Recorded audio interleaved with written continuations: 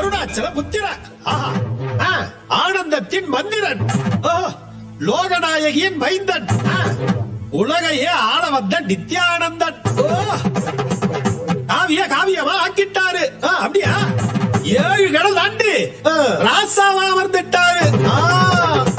எல்லோருக்கும் ஊருதான் கண்டு வைக்கும், இவருக்கு தான் உலகமே கண்டு வைக்கும். சுத்தி போடுங்கடி.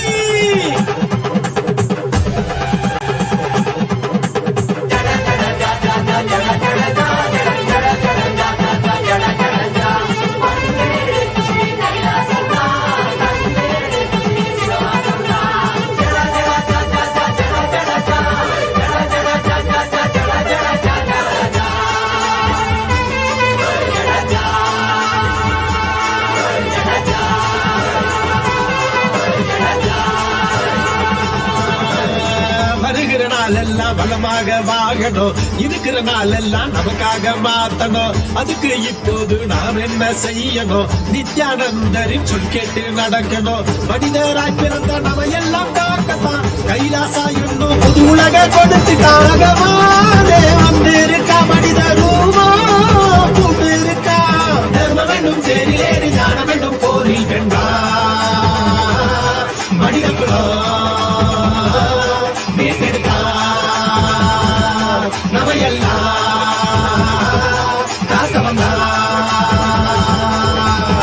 வந்துருச்சி கைலாசம்தான், தந்துருச்சி சிவவாசம்தான். வந்துருச்சி கைலாசம்தான், நமக்கு தந்துருச்சி சிவவாசம்தான்.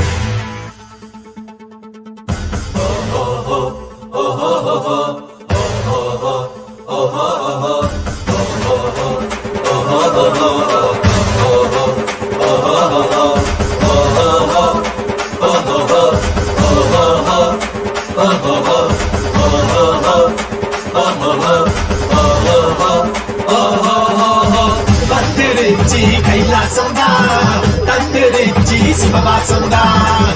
வந்துருச்சி கைலாசம்தான், நமக்கு தந்துருச்சி சிவவாசம்தான்.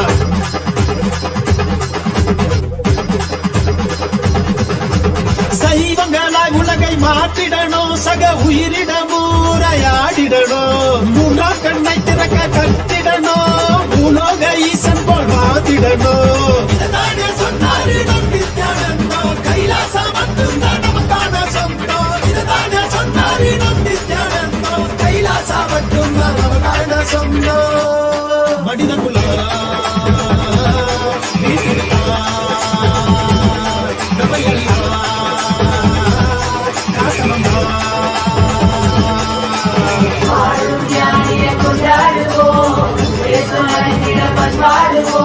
ஆயிரம் ஜன்மங்கள் இருந்தாலும் அவரை பாடும் மனிதிடுவோம். கைலாய வாசம் காவி மனம் பேசும் மனித உடலாடி கடவுள் மொழி பேசும்.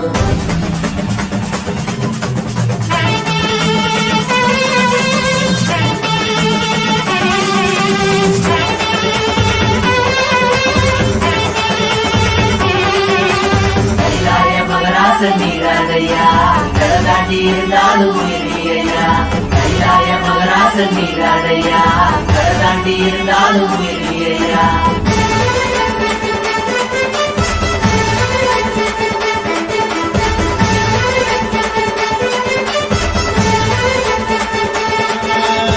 வருகிற நாள் எல்லாம் பலமாக வாழணும், இருக்கிற நாள் எல்லாம் நமக்காக மாத்தணும். அதுக்கு இப்போது நாம் என்ன செய்யணும்? நித்யானந்தரின் சொல் கேட்டு நடக்கணும். மனிதராய் பிறந்த நம்ம எல்லாம் காக்கத்தான் கைலாசா என்னும் புது உலக கொடுத்துட்டாகவானே வந்திருக்கா. மனித ரூபா கூட்டு இருக்கா. தர்ம வேண்டும் தேரிலேறி ஞான வேண்டும் போரில் வென்றா. மனித குலம் மீட்டெடுத்தா நம்ம எல்லாம் காக்க வந்தா. வந்துருச்சி கைலாசம்தான், வந்துருச்சி சிவவாசம்தான். வந்துருச்சி கைலாசம்தான், வந்துருச்சி சிவவாசம்தான். நித்யானந்தனே ஆனந்தனே, நித்யானந்தனே ஆனந்தனே. நித்யானந்தனே ஆனந்தனே நித்யானந்தனே நித்யானந்தனே நித்ய ஓம் நித்யானந்தேஸ்வர பரமசிவ சமாரம்பாம் நித்யானந்தேஸ்வரி பரமசக்தி மத்யமாம் அஸ்மதாச்சார்ய பர்யந்தாம் வந்தே குரு பரம்பராம்.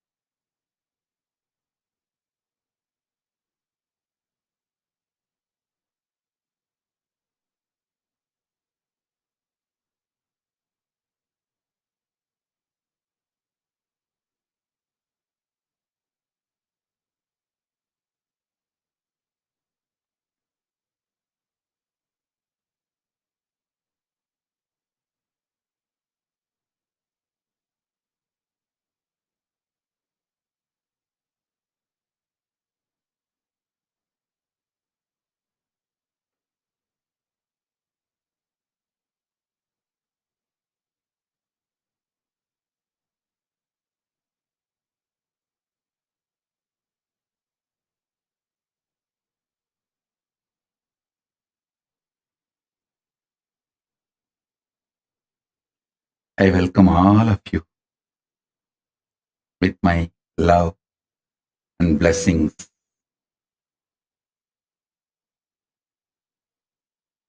I welcome all the living, practicing Hindus, de facto Kailashians, and all the beings from all over the world.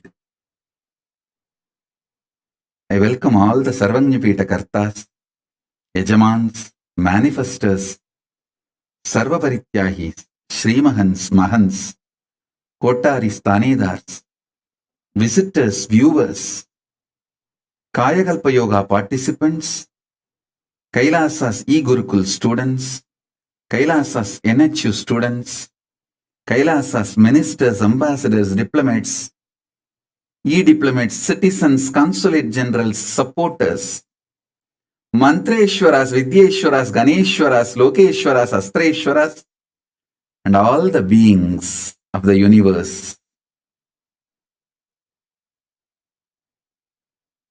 I welcome all of you with my love and blessings.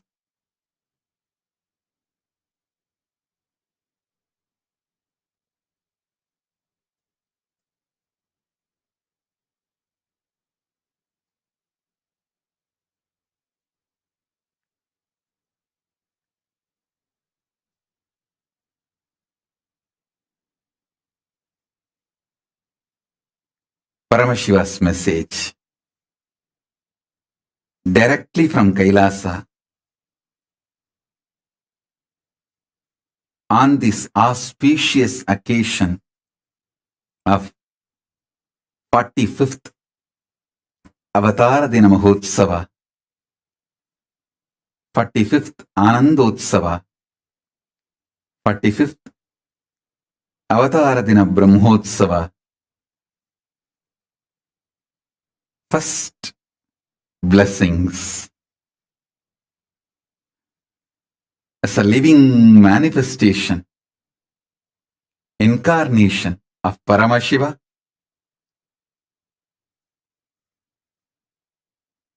I bless you all,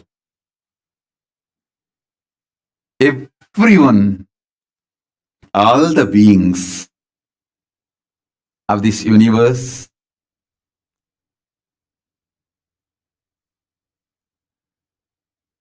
all the devotees, disciples, everyone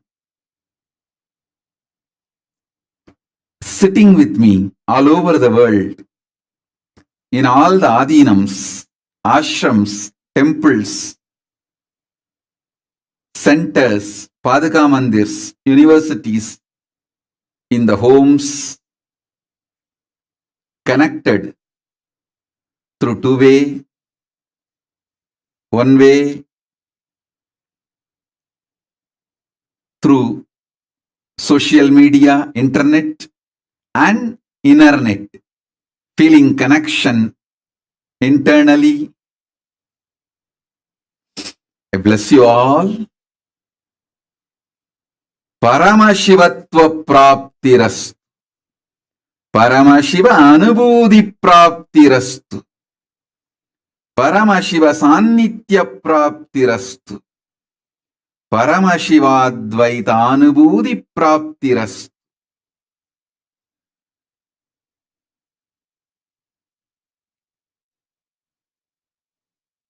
Paramashiva praptirastu.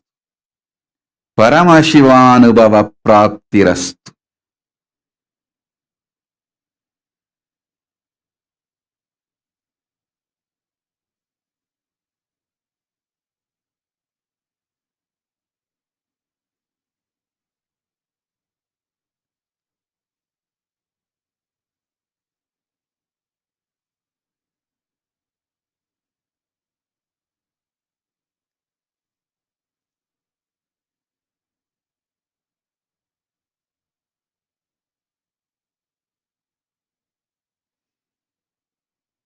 Blessings to all of you, everyone.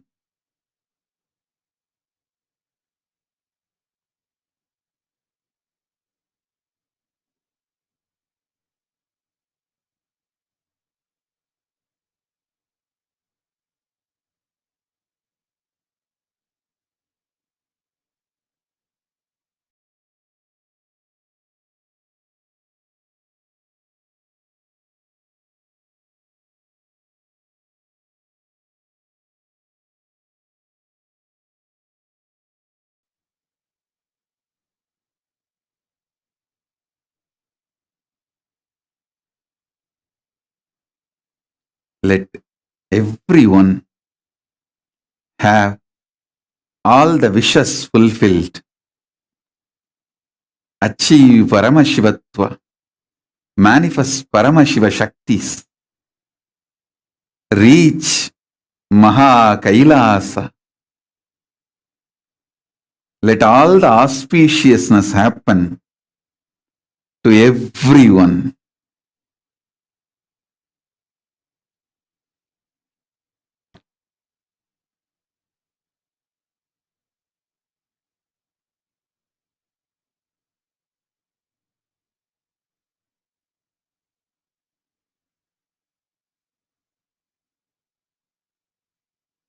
Listen. Today the whole satsang is initiation. Every word is directly message from Paramashiva, initiation from Paramashiva, to give you all Paramashivatva, Paramashiva Advaita Anubhuti. So listen.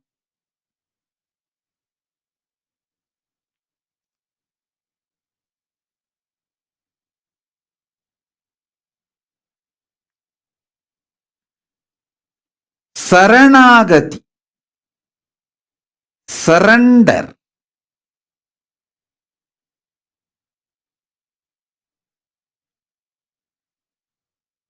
is conscious, powerful,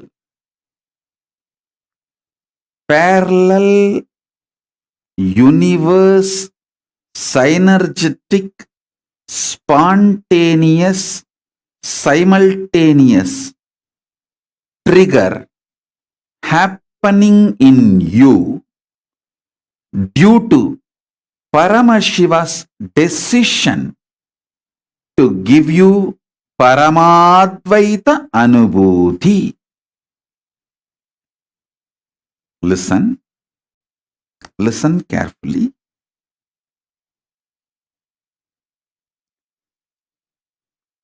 Parallel universe is not only a reality,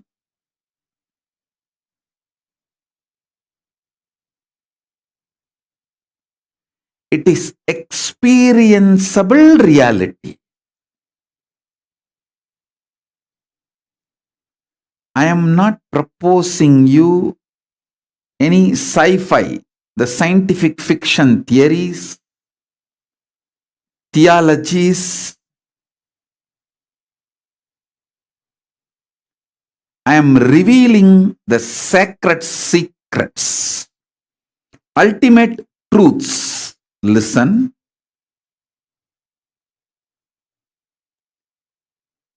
Most of you feel connected with the truth I am talking. Yes, there is parallel universe, and I know when I take conscious decision to surrender, Paramashiva gives me Paramadvaita Anubhuti. Whenever he takes decision to give me Paramadvaita Anubhuti, I feel strongly, consciously Saranagati. This many of you understand, many of you click with this. Today I am going to take all of you to the next level. Listen. Most of you struggle in the zone of time. When will this be complete? When will I completely experience that Paramadvaita once and for all? Seems like it is going to be in future. Understand? The division of time as past, present, future is the delusion you carry to divide the parallel universe into singular universe. Understand? You deny your existence for less responsibility. Just to take less responsibility about life, you deny your potential, your possibility, your grandeur. Listen. You deny billions and work with millions, go on depriving yourself from the major happenings, but struggling with the small happenings and blaming the existence and Paramashiva for keeping you poor and small. Listen. Listen. Every word I am uttering, I'll make this into your experience. I am not talking scientific fiction. I am not talking any theology. I am revealing the cosmic sacred secrets as it is. 44 years over.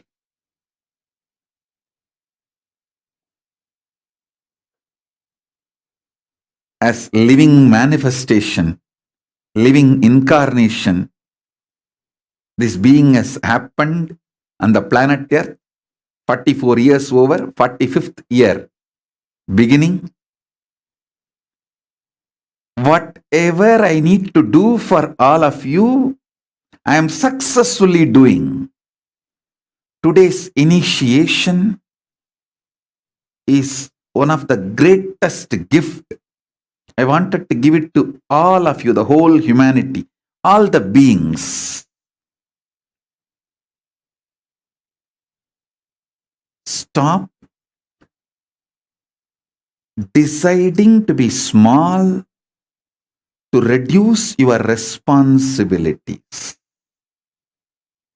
Whether it is in the ordinary health level, ordinary wealth level, ordinary relationships level, ordinary life level, or the cosmic conscious existence level. Understand? Responsibility is not action, it is conscious decision. Multiple times I have explained with multiple examples. A baby can never understand what all he can do. When he grows up and his conscious identity expands, he realizes he can do millions of things which he never imagined, which he never even perceived. Same way, if you decide to manifest your conscious identity and responsibility, it is a simple conscious decision. I am repeating. Simple conscious decision. Decide consciously, you will manifest yourself in multiple universes, not just in parallel universe, in multiple universes. Listen, the currency of the multiple universe is nothing but conscious decision. Conscious decision gives you visa and all the currency you need to exist in multiple universe. Don't take my words lightly. Take it very sincerely and start contemplating.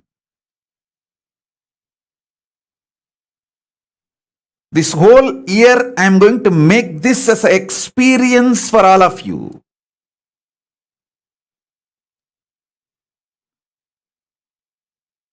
The parallel universe existence, your existence here and your existence in Kailasa, is in synergy. It is spontaneous and simultaneous manifestation. It's like your father is sitting with billions of dollars for you, but you just don't want to take the responsibility and you delude yourself to just a millionaire. And in that millionaire, you start struggling. Oh, I have only 1 million. I just need 1.1 million, 1.2 million. So I am fighting, struggling, working for last 2 years to make this 1 million into 1.2 million, 3 million. Hey, listen.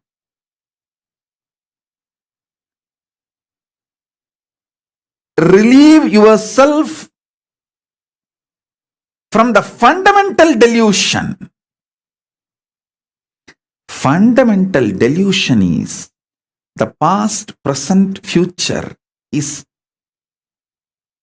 separate. Listen, the moment you decide you want to be Paramashiva, there is no future at one point you will become. The present has already started smelling Paramashiva.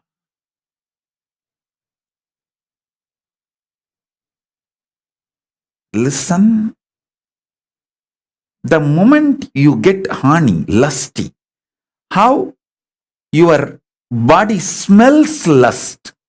Even if an ordinary lust can be timeless experience, it's not that You need to find your partner and start the physical activity. In future, you start smelling. No. The moment you become honey, the fantasies open up. Lusty. Your body smells. The moment you become frightened, your body smells fear. The moment you become hungry, your body smells hunger. Even if you try to sleep, in the sleep you dream of feasting. How the fundamental emotions show you your past, your future is included in your present experience of life. Consciousness is much more deeper and powerful than your fundamental patterns of lust, fear, hunger. I tell you, if you decide to become Paramashiva, it is no more a future happening, going to happen. Already your being has started smelling Paramashiva.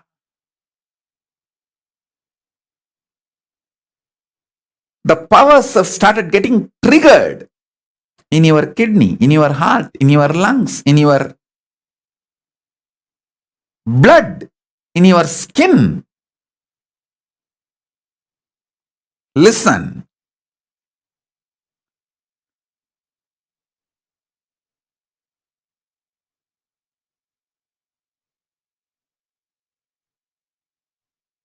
I'm going to make this happen for you. Means merging the future possibility and making it as a present happening is called initiation. I am opening up to all of you. The moment you trust what I say, you are Paramashiva, is fundamentally truth, but you only don't know when it is going to happen. It is a distant future. Even if you develop that much trust in me, you are worthy of initiation. I give you the boon of initiation, making it as present. I can do that. Understand? When I utter a word, I am responsible. I am responsible for what I am talking. Listen intensely. How many of you feel when Swamiji says, I am Paramashiva, you are Paramashiva, I am able to trust, yes, I am Paramashiva, but maybe in the distant future I will realize it. Not immediate. Maybe at one Janma I will realize it. How many of you trust my words that much? Raise your hand. If you trust my words that much, you are qualified for initiation. Now I am initiating you. I can collapse the past and future into the present with the grace of Paramashiva and Mahakala Bhairava. I can make what you feel as the distant future possibility into present.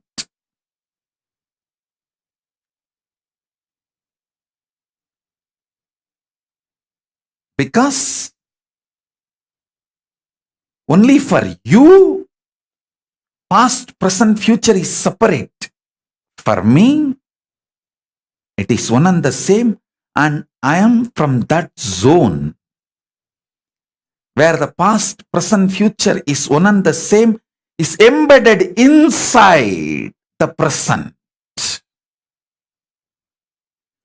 The huge banyan tree which can happen is fully embedded inside a seed, including the seeds it is going to produce, and in turn, those seeds, the trees it is going to produce, the whole generation that seed is going to produce is embedded in the seed in present.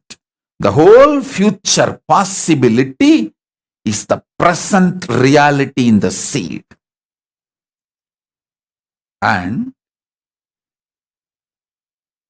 one good news is, in the human being, because of the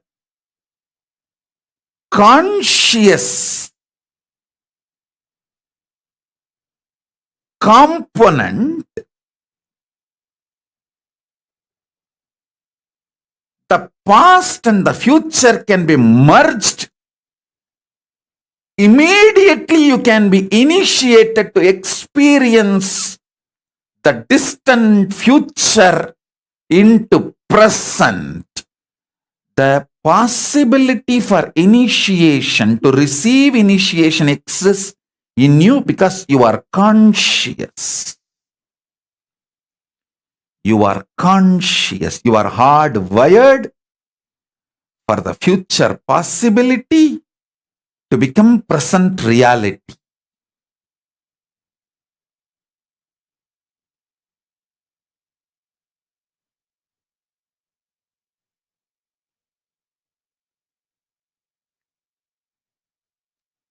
Your love surrender triggers so much of Paramadvaita in me. Don't ever think I take you for granted. Each one of you, I love each one of you. Now I am sitting personally right now with each one of you. I don't take you for granted. I don't take the time you share with me for granted. I know for so many of you, you are all from different time zones. Now India is 10:35 a.m. But I know people from all over the world, Australia, Los Angeles, Houston, all over the world, all of you are sitting. Almost all continent, almost all countries, all of you are sitting. Please understand, I sincerely appreciate all of you spending your time with me. Your time is your life. I wanted to read out each one of you who are in my two-way video conferencing and express my appreciation. I'm not taking your time for granted. I want you to know this because I'm very sincere in initiating you. I don't waste your time. Same way, I don't waste the treasure you are sharing with me. I don't take the treasure you are sharing with me for granted. Every penny you donate for Kailasa, I am grateful to you. I may not read each name. Every penny you donate, I am grateful to you. Same way, the talent you share with Kailasa, with me, I don't take it for granted. Please understand. So many of you share your time, treasure, talent. Understand,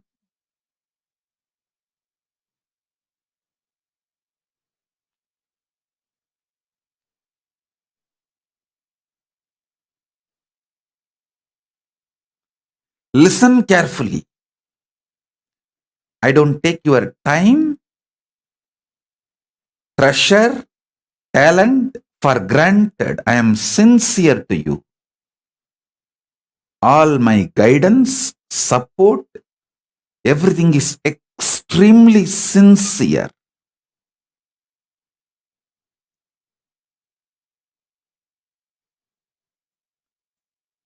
I wanted to express my deep love, care, personalized individual attention to each one of you. Please listen.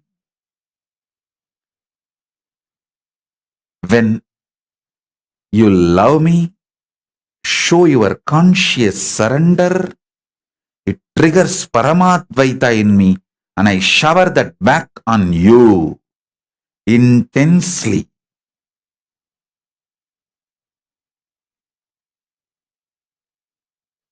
I give you all as living representative, living manifestation of Paramashiva, as Nijavatara of Paramashiva. I bless you all with this initiation. With intense Kundalini awakening, with powerful manifestation of these great truths in you all. Listen.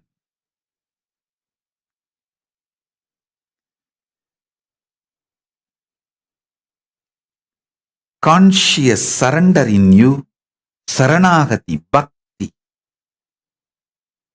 All the spiritual conscious qualities in you are triggered from the parallel universe by Paramashiva himself. So do not worry, don't have any concern about the struggles you are going through, ups and downs. Be very clear, he is struggling. And even if he struggles, he will win. He will make it happen. So don't worry. The moment you know he is struggling, you will take responsibility with a tremendous love. Understand?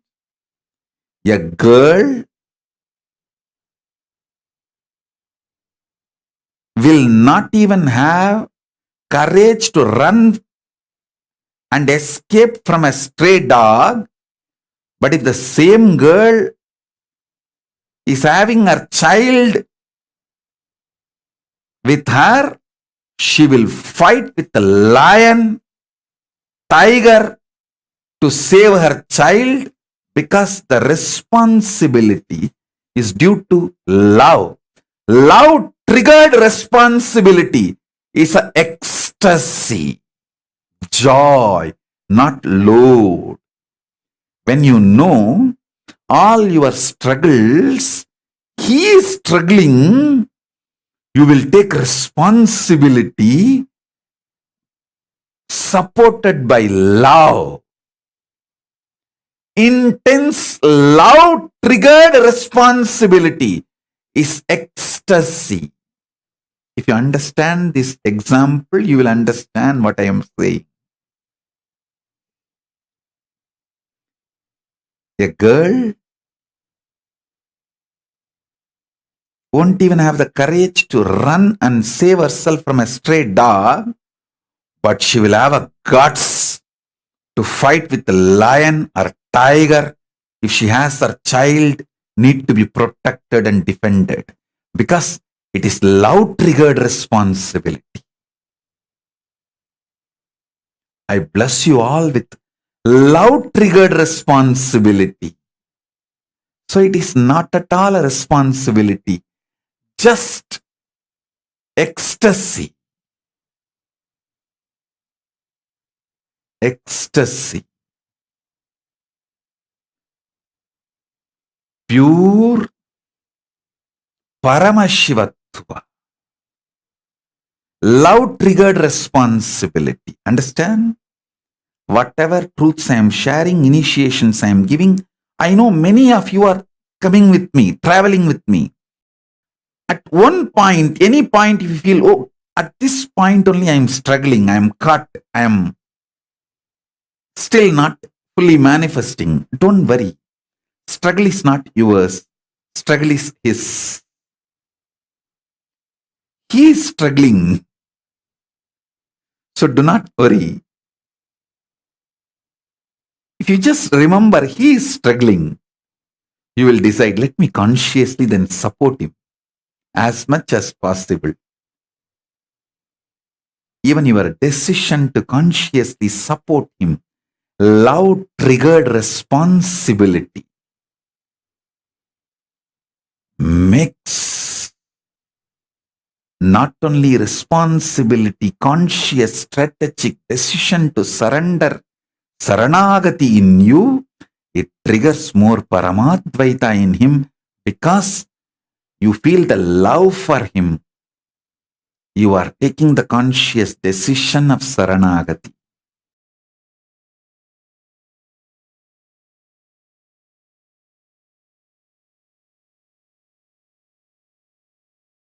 The most powerful sacred secrets of Kailasa I am revealing. Not only revealing, initiating. Drop the fear, doubt of distant future. Okay, I am Paramashiva, I know. Swamiji is repeating this for last 26 years. Actually, 26 years we have got documentation, but I am repeating from the time I am born. 44 years. I am just a statement. You are Paramashiva. So understand.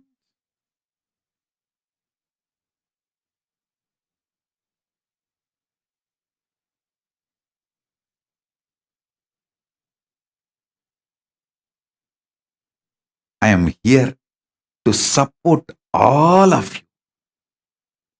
See, this whole Kailasa itself is a conscious ecosystem I am creating where all of you will manifest these realities smoothly like a cakewalk.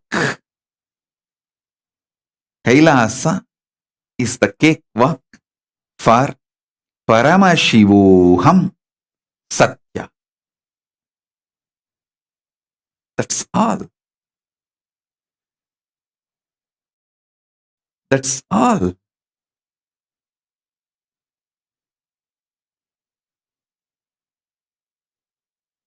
Deeper and deeper initiations.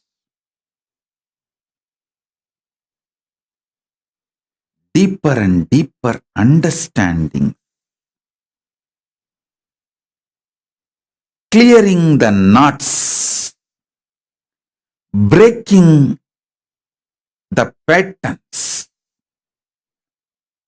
Manifesting Paramashivatva in you is my continuous life. In every level, I will go on be doing it. I won't give up. So many people are messaging. They were thinking the same thought currents today morning. They were talking the same thought currents today morning. They were all having same thought currents today morning. Be very clear. This is what is living parallel universe synergetic trigger. So many people I am seeing commenting in social media, YouTube and Facebook. Oh God, this is what exactly I was thinking. It means I've already downloaded this initiation into you. It is manifesting, manifesting, manifesting.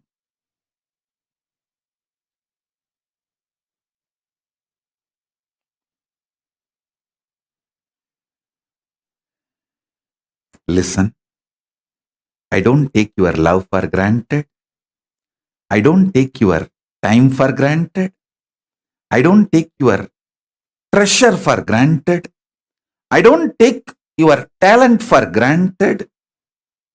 I don't take you spending your life with me for granted. I sincerely appreciate each of the things you do for me and Kailasa, and I sincerely shower myself back on all of you. I am here to shower me back on all of you. Actually, I trigger first. powerful bhakti, sharanagati, consciousness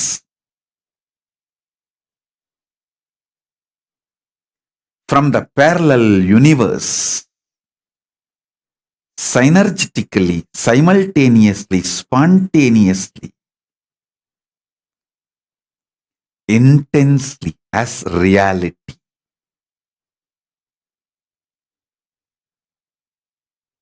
So many people are messaging. I can read out a long list that having the same thought current today morning onwards. It means already Paramashiva has downloaded this initiation into all of you. Enjoy. Listen. Listen. Enjoy. Now I am making this into reality. Now I am making this into reality. Listen. Through initiation,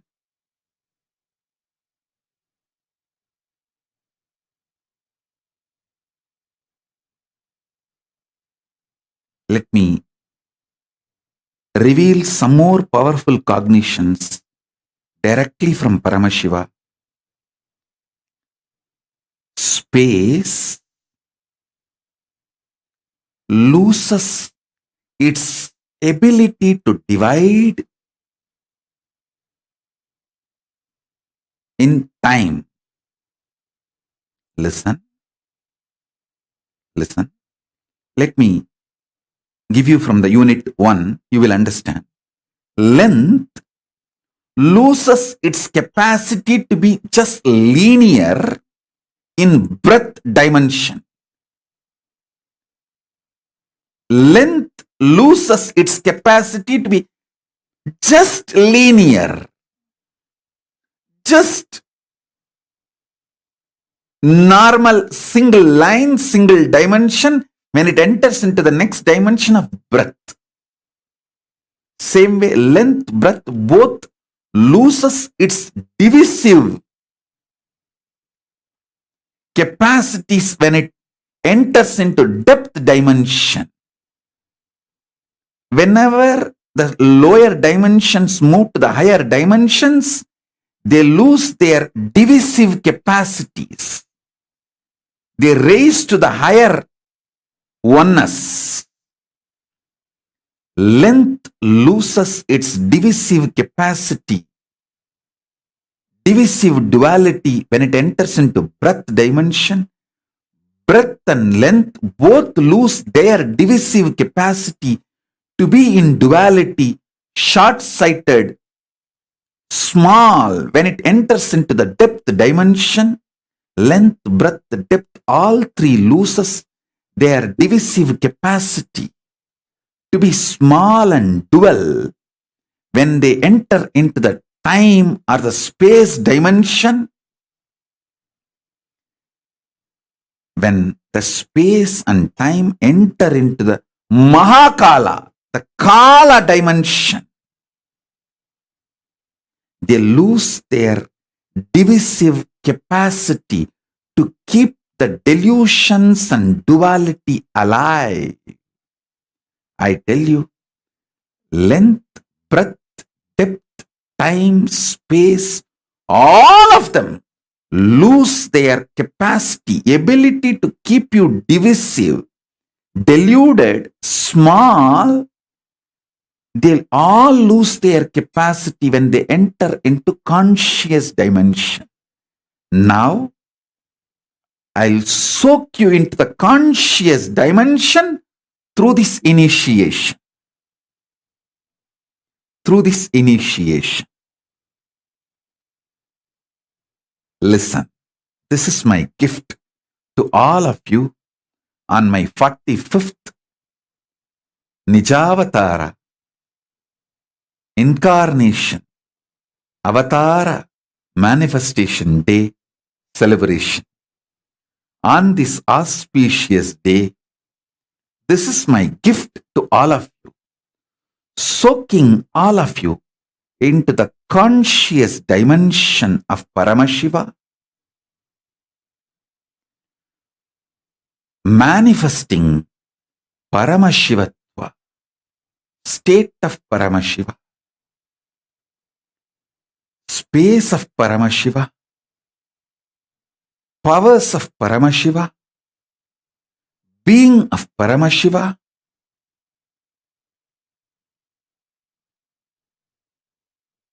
superconsciousness of Paramashiva, Kailasa of Paramashiva.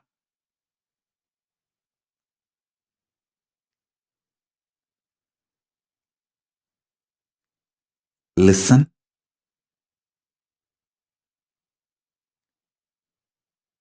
Keeping yourself small, dual, deluded, due to no reason. Actually, that's the truth.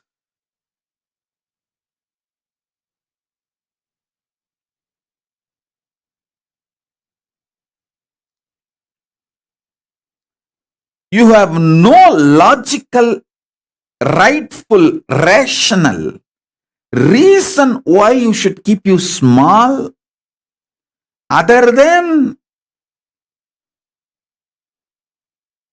no reason. If a no reason can be considered as a reason, that's all can be told.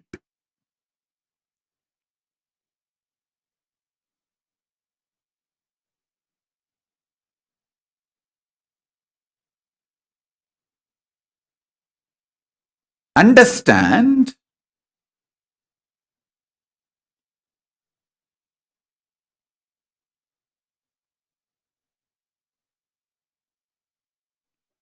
if you just enter into the conscious dimension along with me in this intense superconscious triggering happening synergetically, spontaneously, simultaneously from the parallel universe Mahakailasa in all of us, that is enough to make the Paramadvaita into reality, day-to-day experience. Paramadvaita is not just for reaching Mahakailasa. It should be helpful for you in your life, day-to-day life, even to change the red signal into green signal in the traffic light. It should be absolutely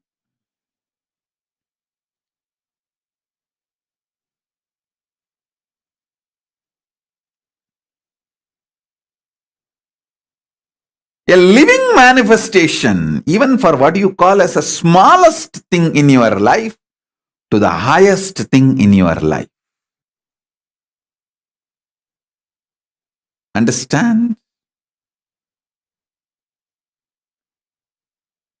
From smallest thing in your life to highest thing in your life.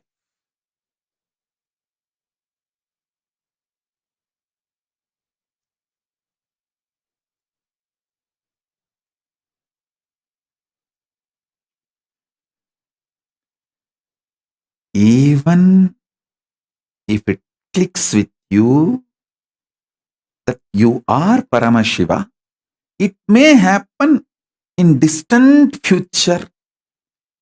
Even that much it clicks with you, that is enough. You are qualified for initiation.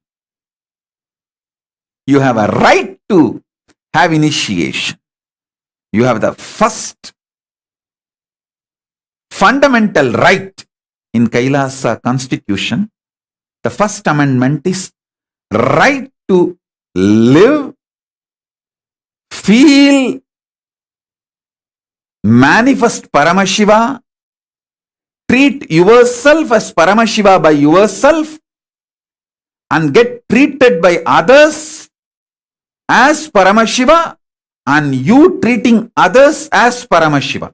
This is the first amendment in Kailasa constitution. This is the first fundamental right given to all the Kailasa citizens.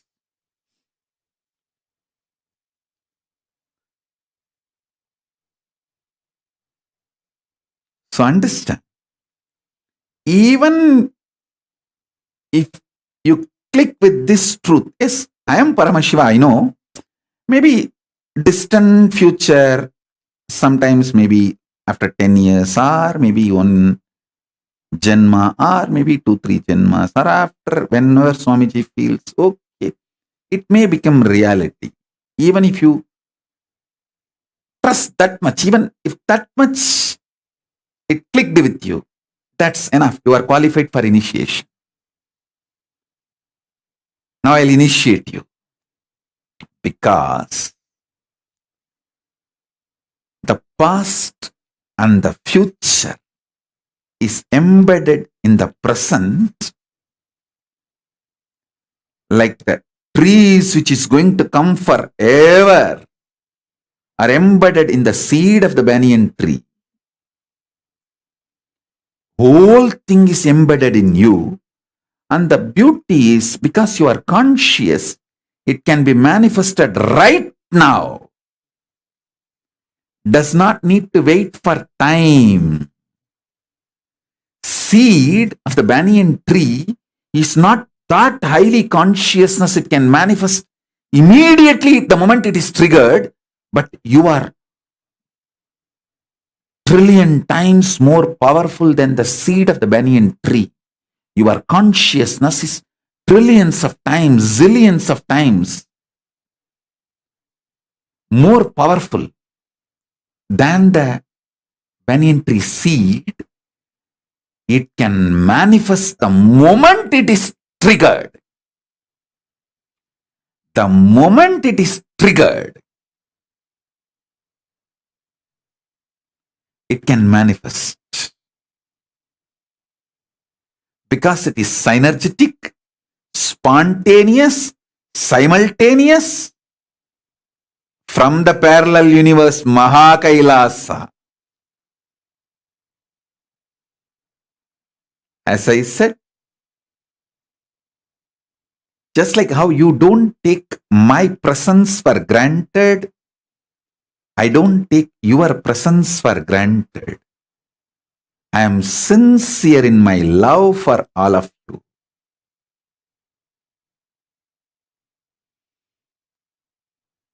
Now, what I am triggering in you, this initiation will manifest now, intensely now, because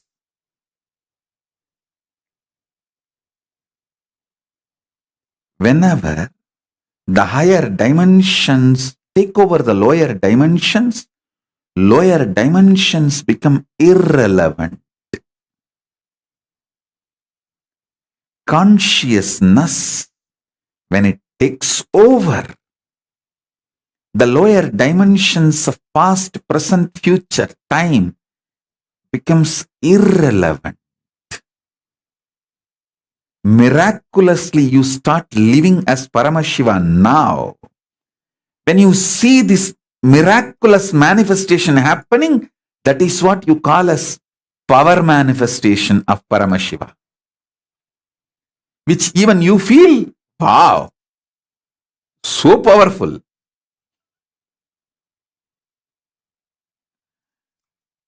Even which you feel, wow, so powerful.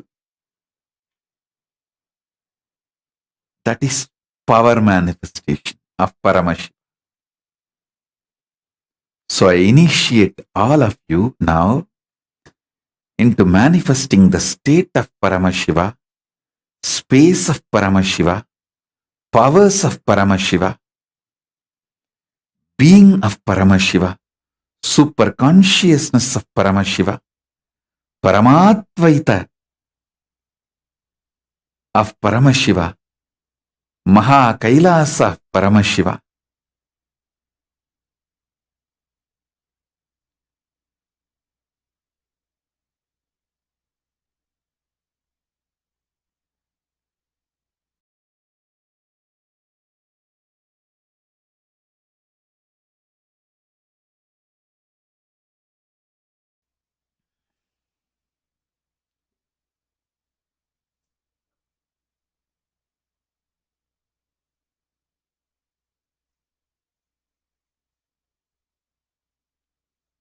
let all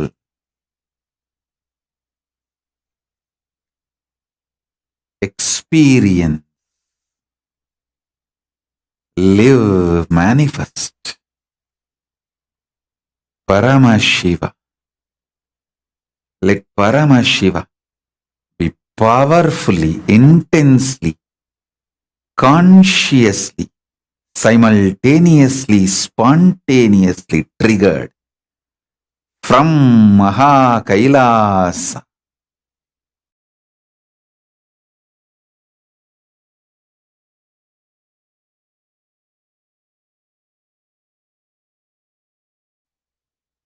In all of us, in Paramatvaita. Om, Om, Om, Om, Om, Om, Om, Shiva, Shiva, Shiva, Shiva, Shiva, Shiva, Shiva, Shivoham, Shivoham, Shivoham, Paramashivoham, Paramashivoham, Paramashivoham, Paramashiva, Paramashiva, Paramashiva, Paramashiva. Om Nithyananda Paramashivoham. Om Nithyananda Paramashivoham. Om Nithyananda Paramashivoham. Om Nithyananda Paramashivoham. Om, Om, Om, Om, Om. Kulakundalini, raise in all the beings and reach Dvatashanta. Realize Paramashivoham in Paramatvaita. Manifest Paramadvaita. Om Nithyananda Paramashivoham. Om Nithyananda Paramashivoham. Om Nithyananda Paramashivoham. Om Nithyananda Paramashivoham. உலகையே ஆள வந்த நித்யானந்தன் காவியமா ஆக்கிட்டாரு. அப்படியா?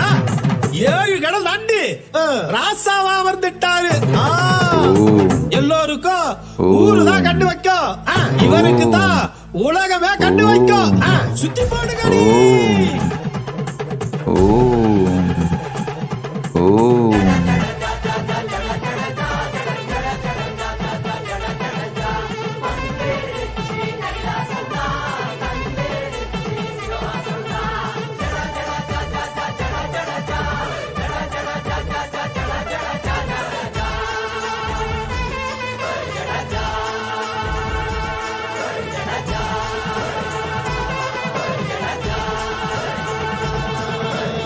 வருகிற நாள் எல்லாம் வளமாக வாழணும், இருக்கிற நாள் எல்லாம் நமக்காக மாத்தணும். அதுக்கு நாம் என்ன செய்யணும்?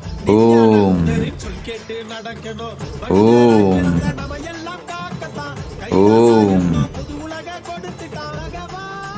வந்திருக்கா மனித ரூபா கூட்டு இருக்கா. தர்ம வேண்டும் சேரிலேறி ஞான வேண்டும் போரில் வென்றா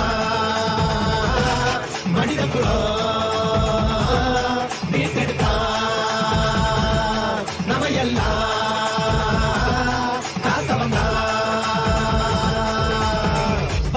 வந்துருச்சு கைலாசம்தான், தந்துருச்சு சிவவாசம்தான். வந்துருச்சு கைலாசம்தான், நமக்கு தந்துருச்சு சிவவாசம்தான்.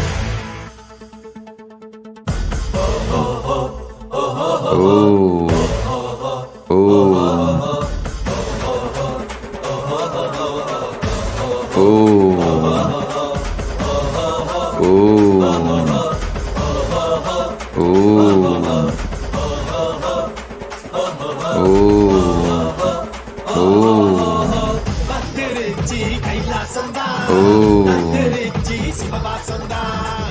வந்துருச்சு கைலாசம்தான், நமக்கு தந்துருச்சு சிவவாசம்தான்.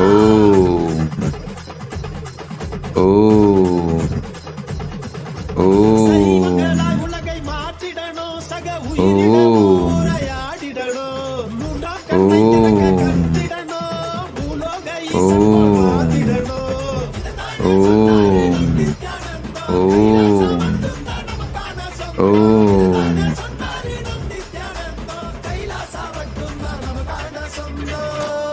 மனிதகுலா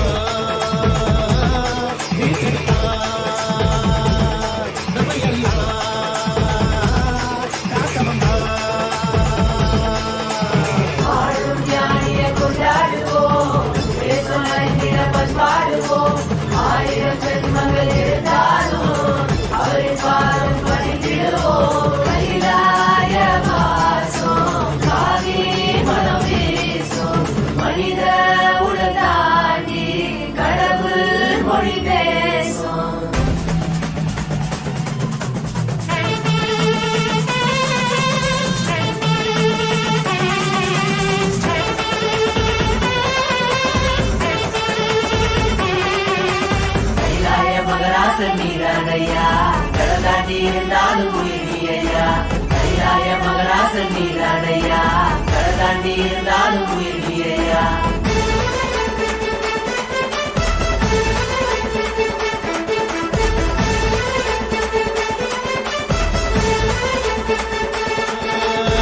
வருகிற நாள் எல்லாம் வளமாக வாழணும், இருக்கிற நாள் எல்லாம் நமக்காக மாத்தணும். அதுக்கு இப்போது நாம் என்ன செய்யணும்? நித்யானந்தரின் சொல் கேட்டு நடக்கணும். மனிதராய் பிறந்த நம்ம எல்லாம் காக்கத்தான் கைலாசா என்னும் புது உலக கொடுத்துட்டான். பகவானே வந்திருக்கா, மனித ரூபா பூண்டு இருக்கா.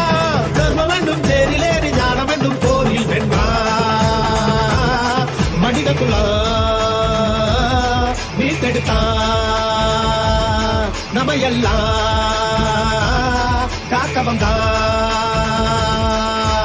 வந்துருச்சு கைலாசம்தான், வந்துருச்சு சிவவாசம்தான்.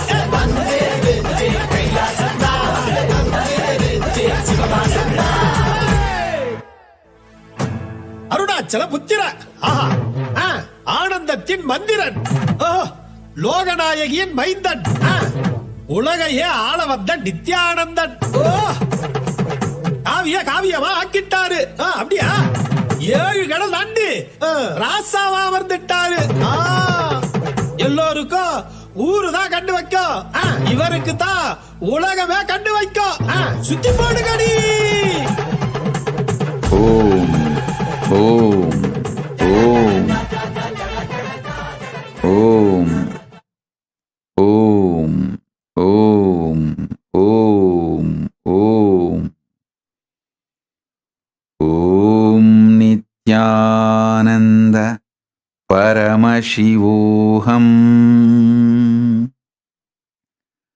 ஓம் நித்யானந்த பரமசிவோஹம். ஓம் Nityananda பரமசிவோஹம்.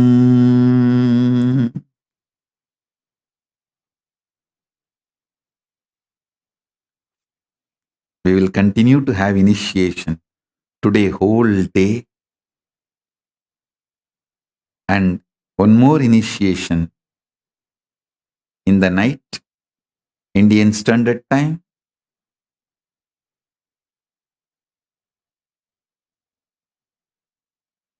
8 p.m. Please join live Today, whole day, I'll be continuously triggering intense initiation in all of you. Next 24 hours, just be in a relaxed state so I can go on be triggering this initiation in you. Be available for me continuously in a relaxed state. I am continuously triggering this initiation of Paramadvaita in all of you. So with this, I bless you all, but not ending. Today, whole day, the initiation will be happening in Paramadvaita. Be available continuously. Chant Mahavagya, be unclutched, be in completion, do Ajapa Japa, be available for this spiritual manifestation, for this Paramadvaita initiation.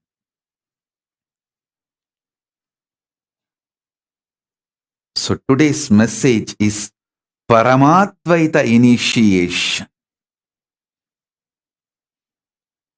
Bless you all. Let's all radiate with integrity, authenticity, responsibility, enriching, causing. I bless every being. Let's all radiate with integrity, authenticity, responsibility, enriching, causing, living Paramadvaitam, Shuddhatvaita Saivam, the state, space, powers, being, superconsciousness, and Kailasa, Maha Kailasa of Paramashiva. Paramashivoham, Om Nithyananda Paramashivoham. The eternal bliss, Nithyananda. Thank you. Be blissful.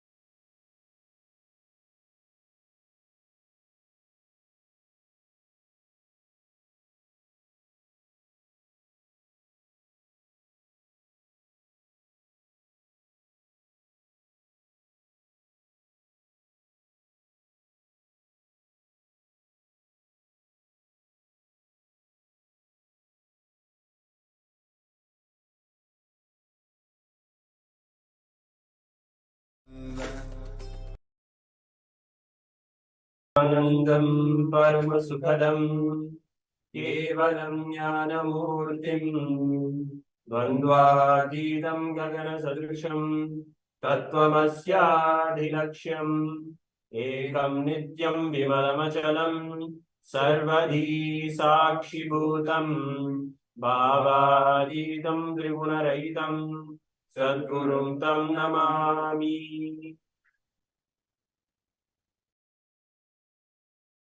Nithyanandam, everyone, we welcome all of you to another exciting episode on Nithyananda TV. I am Srinitya Brahmasukhananda Maharaj, and we have with us Srinitya Rajananda Maharaj co-hosting this event. Nithyanandam. Yes, Nithyananda Maharaj, welcome to the show. And today we are bringing yet another very exciting, very, you can say something, a topic which is very prevalent, which is very current and very significant, very important for all of us. At a global level, at a geopolitical level, it is affecting all of us in the world, not just a couple of countries, all of us, in fact. Even in the recent history, what we have gone through, the kinds of ups and downs we have gone through as a humanity, as a collective human civilization, this topic is directly hitting at the core of that. So the topic which we are bringing today for all of you is Kailasa and the world order. Yes. Yes, Maharaj. Actually, this is addressing some of the latest information that many of us have been discussing, and that is all over the internet. Yes. Talking about actually what is going on in the world today, as far as what are people relying on, what kind of solutions, and from where those solutions and strategies are coming from.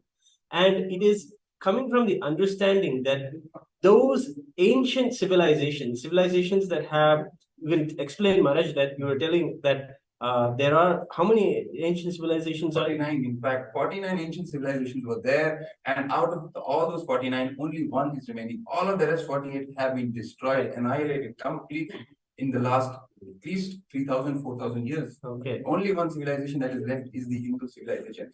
And in this context itself, we are presenting you the topic. This topic of discussion today is that of the world order. What is happening to the current world order? In fact, if we look at the present scenario, whatever is happening, as you were also mentioning, Maharaj, recent happenings which are happening, even in the last year, if we look at the World Economic Forum, the summit, it was so many big dignitaries were attending. All of them attended the event and gave some very important statements about the current scenario, the overall geopolitical scenario in the world, the economic scenario, what is happening. And we had some very important revelations, very important statements coming from very important people, right? Yes. For example, Henry Kissinger, he made a statement that the world order is going to be completely, permanently restructured. Was that the statement, Maharaj? Yes, Yes. yes, especially after the COVID pandemic. That is what you mentioned, yes. So that was one of the very, very significant statements. It is not coming from a normal man, because all these people, statesmen, whatever they say has a value, right? Even George Soros, he also attended this event and he made this comment.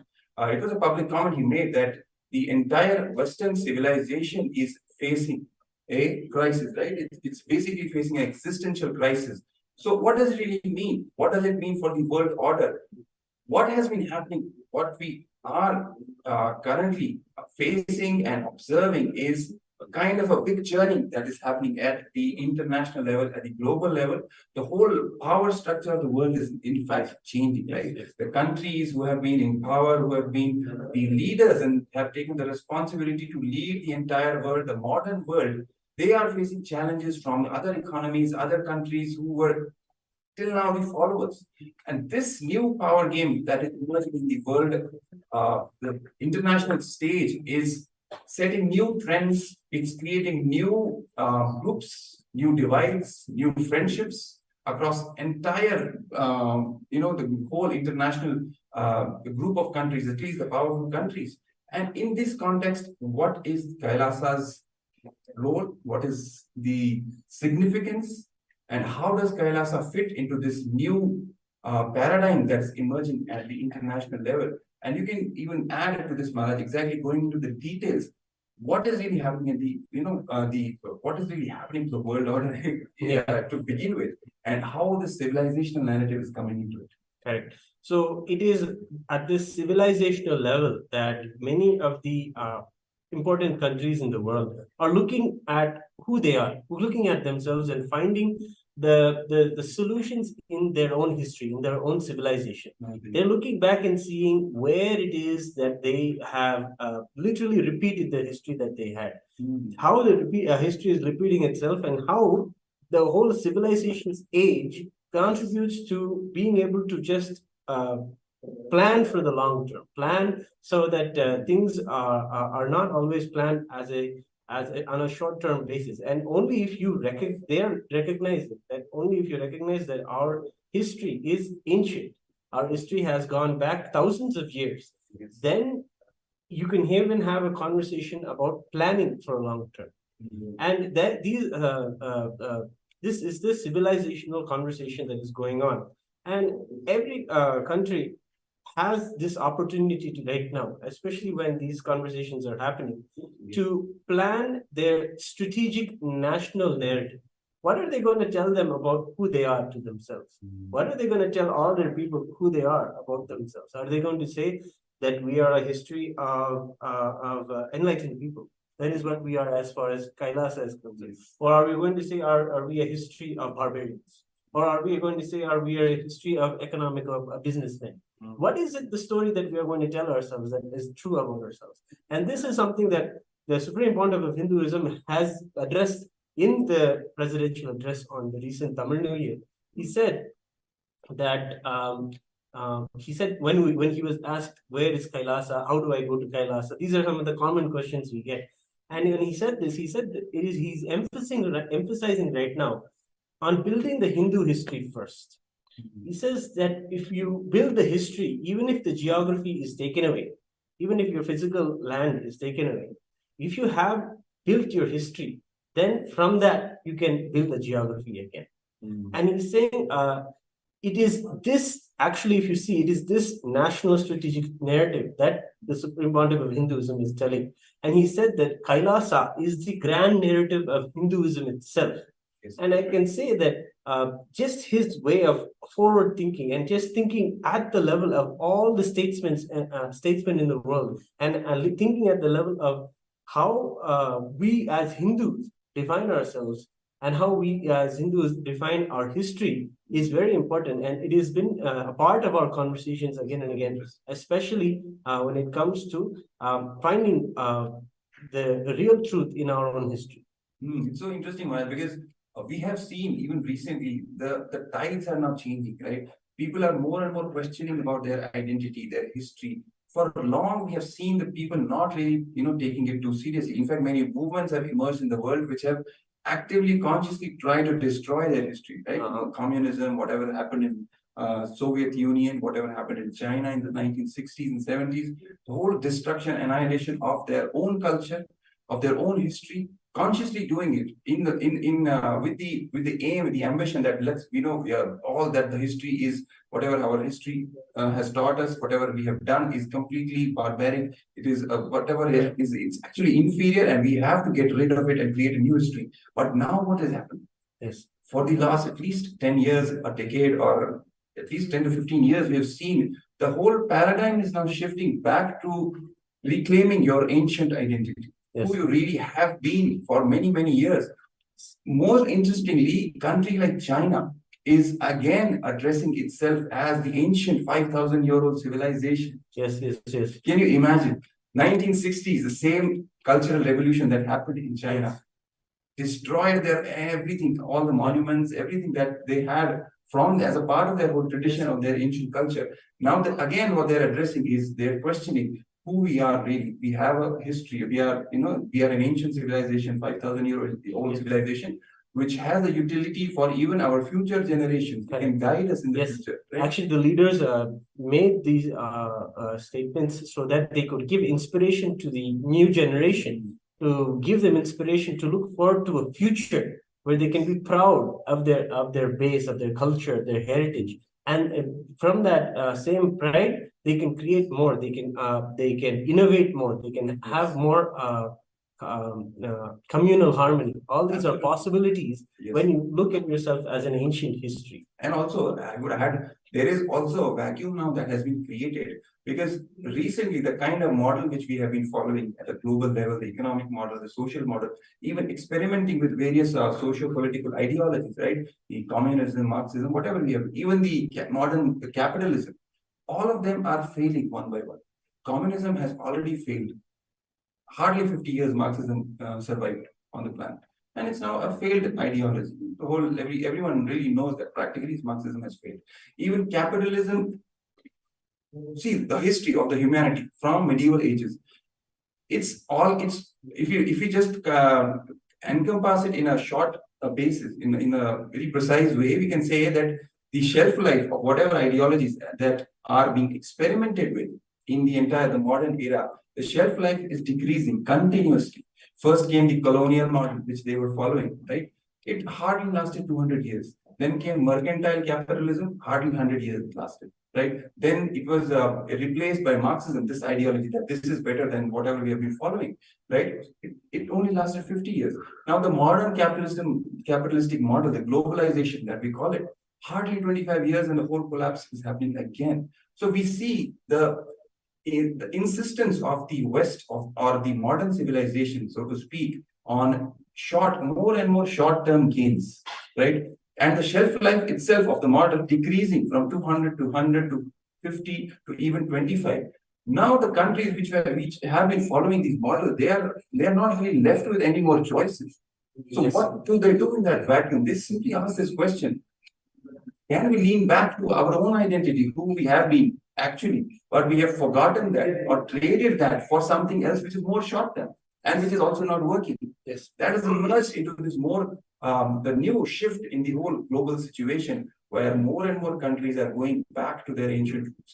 Even we see the indigenous cultures, indigenous nations, when they sit in the United Nations, they sit with their whole ancient dress, all Yes. their attire, this entire thing we see, which we were not seeing in the past 20 years, 30 years, right? So this whole shift is happening, where each and every country, each and every group, each and every community is going back to questioning their roots, realigning to their identity, Yes. and building a narrative Correct. out of that about Yes. themselves, to even tell to their own selves, to their own kids, and also to others, Yes. right? So this is what is really happening at the global level right now, with countries, even China, and all the countries really, Yes. even the indigenous cultures. So Yes. you want to add something to that? We have to tell the Hindu narrative. Exactly. We have just discussed how Yes. the whole world has been changing, and how many of those systems of ruling the world has Yes. completely not been very useful nowadays. But it is the Hindus who are in the background, taking care of their narrative, doing the things the way they know. And actually now they are raising up. Actually, there's so many facts that we need to tell about the Hindu nations that existed, even though it has reduced, as you said, to only one or two civilizations. Yes. Since the last 2000 years at least, the countries, the Hindu nations have held about 30% of the world's GDP. And there are so many statistics to tell how Hindus have made it to being able to be literally the elite, to the top of the world, literally Wow. spearheading lots of the major decisions at the global level, and being able to do it in the most modern way also, taking all the modern technology, having all that as their knowledge base, and coming from that ancient grand narrative of Hinduism, and then really making a difference in the world. It is said that it is 3.6 of the CEOs of the Fortune 500 list are of Hindu origin, and they all, as the Supreme Pontiff of Hinduism said, that AI will be taking over all the mundane jobs. And you can clearly see that if a lot of the original ideas of information technology that is there in Hinduism, and we can see that Hindus are really spearheading all of the technological developments in the world, we can see that we have, as Hindus, positioned ourselves already at the top.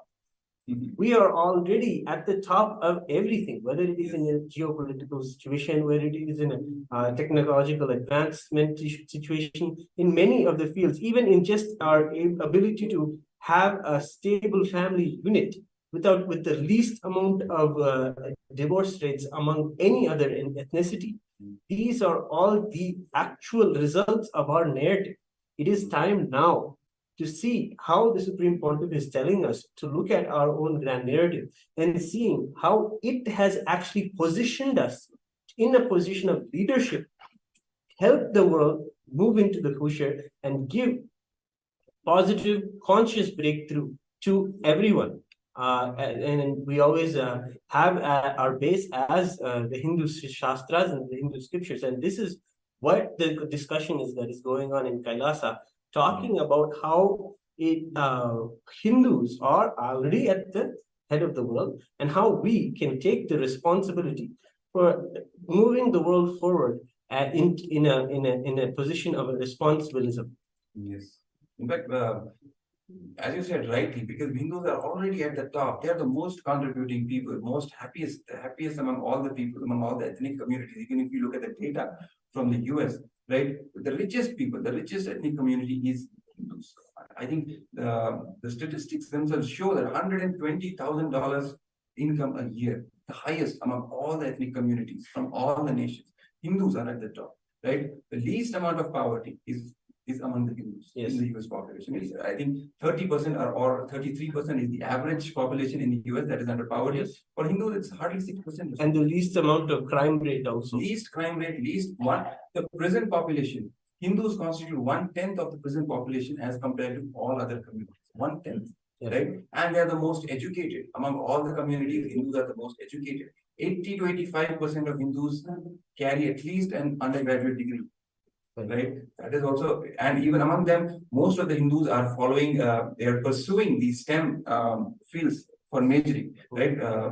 Computer science, engineering, management, business, basically the fields which are involved in building stuff, right? Building infrastructure, technology, and contributing, these kinds of things which Hindus are actually involved in, and all this comes because of those values which are ingrained in our DNA. But only thing is, many Hindus are still not really aware of where that was what my question is what is it that makes us so blind to these truths, to the blindness of our own, we can use the word magnificence, how we've made it to the top, and how come we're completely blind that we're not able to see that we're really almost running the world, but we're not able to see that. What is it that, because and the truth that the Supreme Pontiff is revealing again and again to us is that we take it for granted. We took our own history for granted. It is that the way that it is that many of the history that is wrongly told, the false narratives about Hinduism, is that Hinduism had a dark age, and that we had some a civilization that was lesser than what it is now. Something like this kind of a story that is not even a part of our Puranas or Itihasa, nothing like that.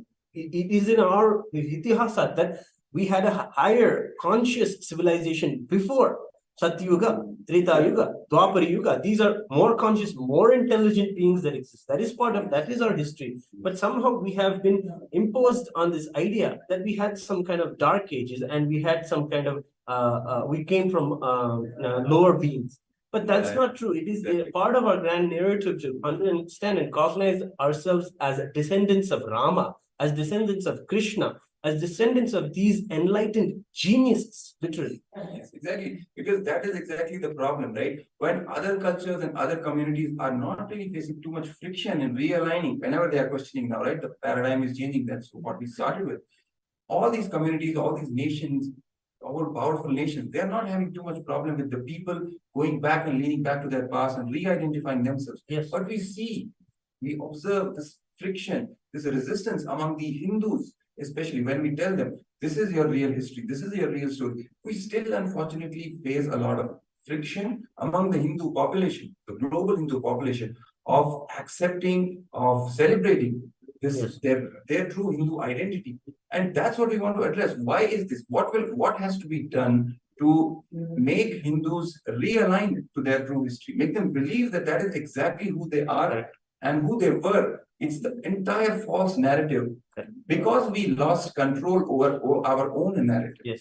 We just took, or we can even say, a completely false narrative, an hateful narrative about Hinduism was forced down into the Hindu children. Unfortunately, because of this, we take all of Hindu scriptures, all of the higher intelligence of Hinduism for granted. You actually hate it. Yes, we won't even consider it as something that is valuable to our lives and that has given us so much of positive contribution in our own lives and to the way we show ourselves to the world. We will take it for granted, and that is why we need Kailasa. We need the Supreme Pontiff of Hinduism's direct involvement, as he is the 1008 incarnation of Paramashiva. He is Paramashiva today, manifested in our lives to take us to, because as Hindus, if we have taken the whole tradition for granted, we don't find it as having a utility value in our lives. But the Supreme Pontiff is coming out and sharing with us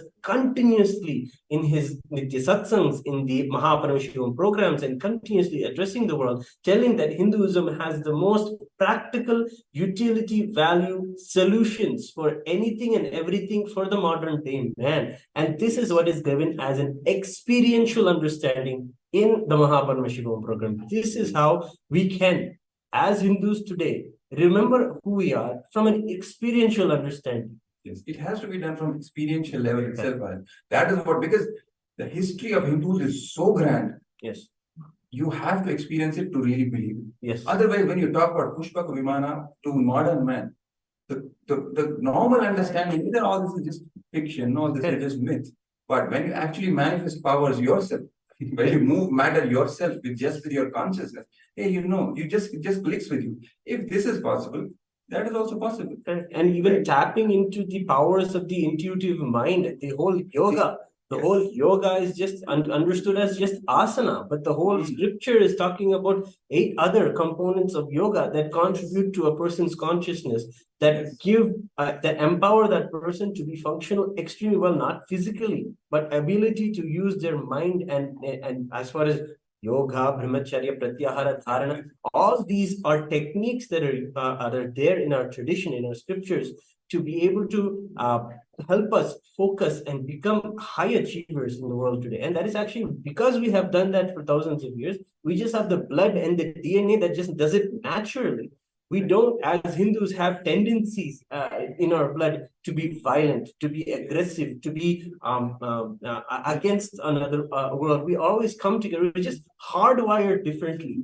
And it's also not some fantasy stories we are telling. All of this is documented. All of this is fact now. There is statistics which prove. This Professor R.J. Raman in Hawaii University, he did a research. He collected all the documented data which is existing on the planet Earth about all the civilizations, entire humanity.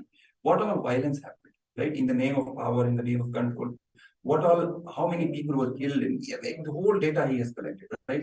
Out of that, he says, Hindu civilization is the civilization where no violence has happened, no mass killings have happened. Till 13th century, no mass killings in the Hindu civilization. Can we believe it? Entire world has, engrossed in wars and conflict for the last 2,000 to 3,000 years. Every year, we have been fighting wars, we've been killing each other. Hindu civilization till 13th century, and I'll come to why 13th century. Till 13th century, there was no mass killing reported. So many historians have come to India. In fact, India was the only country where they came. That was the cradle of the civilization, Hindu civilization, right? So all the historians, all the scholars, they would visit India and learn and go enrich themselves. None of them reported mass killings. All of them would only report the positives, right? What happened in 13th century is when invasions started, when colonialism started. It is because of the atrocities of the Hindu haters, the Hindu Misia forces, which attacked the Hindu civilization, tried to destroy it. It was all the violence that was reported was because of them, not because of Hindus.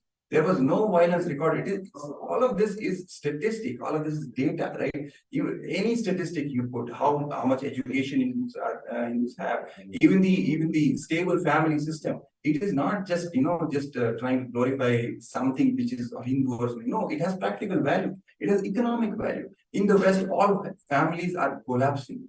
There's divorce rate, 55% divorce rate for first marriage, right? If you go for the second marriage, there's 67%. It's not like divorce rate will decrease because you've married again. No, it increases. And if you marry the third time, it's 70-something%, right? Whole family system is collapsing. People are hardly 20% or something of people are living in a proper wedlock with husband, wife, and kids. What will happen to the kids? It's all single parents and this households. All the burdens is being taken by the government. When we see all these things happening at practical level, economic level, we see the difference. And this difference is not civilizational, cultural, social. No, it is civilizational values, the core identity, the core cognitions, your history. Everything is playing a role in this. That's where the whole narrative, the Hindu narrative, the importance of having a proper Hindu narrative, the real Hindu narrative, like the real Hindu history, teaching and learning who we are as Hindus, and teaching it to our kids, to our next generation, so that they first know the grandeur of their ancestors, what kind of a grand civilization they are inheriting, and what its contribution value is, enriching value is. That is the Hindu narrative, which we now in the current evolving paradigm, where everyone else is anyway talking about their civilization or their identity. It is a golden opportunity for us Hindus to present ourselves and contribute to the world with that proper, powerful narrative. And we have to delve into this deeply, how it has to be done, because so much of incompletions Hindus have with their own history, with their own identity, with their individual identity also, right? And that is where the experiential understanding has come, because it has to happen at a personal level. See, in Kailasa, in the Paramashiva program, we offer the tools for individuals to look into themselves. Literally, the knowledge that is there in Bhagavad Gita, the knowledge that is there in Sankhya, the science of self-introspection, looking into oneself and empowering oneself with the truths of Shravana, Manana, Nididhyasana, listening to oneself and contemplating how to manifest the powerful cognitions of the cosmos and just radiating enlightenment. This is the way that the Hinduism, through Sankhya, teaches how, and this is an inbuilt part of how we tend to all the people who join the Paramashiva Home program. It is when we examine our personal histories, our own personal patterns, and understand and literally rewrite and recognize what happened to us personally in our lives, and re-look at why we look at ourselves the way we do. Whether it is in a powerless way, it is in a way that is downgrading, that is going to make us inefficient for ourselves and for the people around us. Yes. And these are the fundamental things. See, why we have fundamental questions people will be having.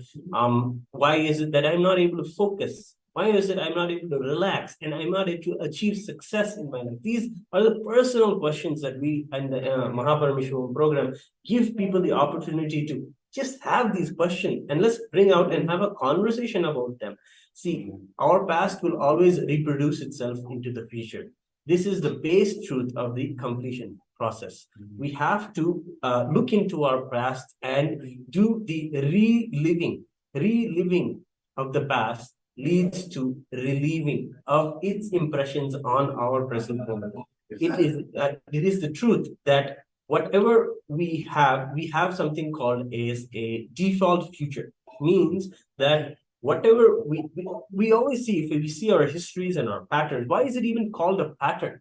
It is because it repeats. It repeats over and over and over again, and we're just replicating our past mistakes again and again in the present and creating a future that is by default. Yes. The same happening again. And how do you break this continuous chain of repeating the whole thing? Is like an unconscious loop we are stuck into, right? Yes. The same thing repeating again and again.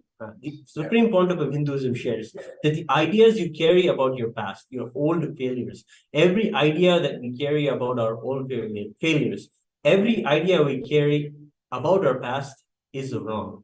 That we even have failures, that we even have we are a failure, and coming to these outlandish conclusions about ourselves, that we are a failure, and all these wrong understandings, is the Supreme Pontiff is sharing with us the ultimate truth that this is a wrong cognition at the base, because Hinduism as a science teaches us we are God, that we are all powerful. If we are having these kind of cognitions that we have failed and we are failures, it is going to harm any future that we want to create for ourselves. So at this base level, we give people the opportunity in the Paramashiva program to really look at just the words you're telling yourself. That is where it all starts, right? Yes. We talk about integrity. We talk about the words you tell yourself and the words you tell others, and literally going down and breaking our whole understanding ourselves thought by thought, and seeing how there is just an undercurrent of a root pattern of just life negativity. And beautifully, it is in that program, under the guidance and the healing presence of the Supreme Pontiff of Hinduism, that all these pains, all this suffering that we have just continuously, unnecessarily put ourselves into, is just healed. Yes. And he says that the guilt that we carry, the guilt is the sure killer of intelligence, and it is literally the original sin. And guilt is nothing but measuring the actions that we have done in the past with the updated intelligence of the present moment. Yeah. So these are all the truths that we are come to have the opportunity to see ourselves go through. And this process is beautifully done as a completion process in a traditional setting called the Samskara Dahana Kriya. And in that process, we have the opportunity to look into our past and manifest a new future for ourselves. And that empowerment is what we call Ishwaratva. Literally having that grounding in the past, that strength from our own past, that I am someone, I am consciousness, and consciousness has given me so much. See, the beautiful way that our programs are designed is we have a process of just helping someone come to the space of bhakti, space of gratitude, gratitude to oneself, gratitude to the parents, gratitude to the guru in your life. And this really does so much of healing on its own. So many of these powerful cognitions are what are discussed in the program. And we have the opportunity to really, really look at ourselves in a new light, in a new way. And in this way, we mold our the way we look at ourselves as past. And then in that way, we have the power to have Ishwaratva, the leadership, to be able to have a positive, contributing future for ourselves. I think this is so powerful, Maharaj. When at an individual level, when we actually go through this completion process, we see the benefits. We look back into our history, all our pains, all our patterns, all our unconscious repetition that is happening, the way we are creating an unconscious future, a default reality. What we want to manifest is not manifesting. Whatever has been happening, unconsciously or consciously, is repeating again and again. How we break from this cycle and reclaim our power, right? Reclaim our true identity. When we see that happening in our own life experientially, then first we get the confidence to even contribute and understand what is happening at the collective level, right? Yes. Second, we even get the intelligence, because microcosm and macrocosm, it's just a reflection of one another, right? If I understand how my past has shaped my present and how my present is shaping my future, I can even get the intelligence and understand how in the collectively Hindus, what is their collective past, how their collective past has affected their present, and how their present, the decisions which the Hindus collectively are going to make are going to affect their future. So when this completion happens at an individual level, you can become an active, I would say a fire, literally, to trigger this completion process among all the Hindus. Correct. And then we can go to the entire humanity. But Yes. first of all, Hindus have to consciously, get back and integrate themselves to their true identity.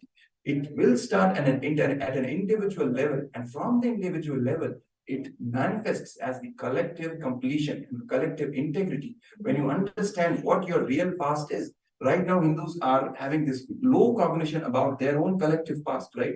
Just like individual past, there is a collective past, the collective history, which Hindus have been told by others who they were, which is entirely false. But the only way to simply break it without going through any analysis, this and that, no. Simply when the completion happens in you, when you start radiating that consciousness, the powerfulness, and the powers literally start manifesting from you, you simply break out of the whole gaslighting that has been done to you individually, right? And when that manifests, it multiplies. It will naturally multiply to more and more people. You will enrich more and more people, and collectively, this revival can happen for Hindus, and realigning, re-understanding their true history, the real history, from the Puranas, from the Itihasas, in fact, from billions and billions of aeons altogether, Hindu history has been there. Right? Hindu history is, in fact, the history of the cosmos itself. Yes. It is the history of the gods. It is not some this culture history or that culture history. Hindu history is the history of the world. Yes. Right? So, understanding that and recognizing that in a highest possible manner, the true identity, re-invoking it in you, will naturally manifest as the revival of the grand narrative of Hinduism. And that is exactly what the Supreme Pontiff of Hinduism is doing, right? All these processes, sanskara and kriya, as you said, completing with our own root patterns, completing with our own past. How is this really possible? Simply by his initiation. Correct. The power of his initiation, because he is the incarnation himself of Paramashiva. Paramashiva himself is landed on planet Earth to do this job of reviving Sanatana Hindu Dharma, to teach Hindus their own grand narrative. and tell it to the whole world. And his space is such, actually, the way that it is, how it happens in the Mahaparamashiva program is that completion is a sacred process. We do the attending to ourselves and all, Yes. but ultimately it is just being in that powerful space of Upanishad at the feet of the Guru. Actually, it is that because that one concentrated super consciousness holds this one idea, the one truth that you are Paramashiva. Yes. Holds that highest cognition for you and holds you literally to that one cognition, and you just go on again and again, redefine what you are for yourself, and finally understand that you are consciousness yourself and align to this cognition.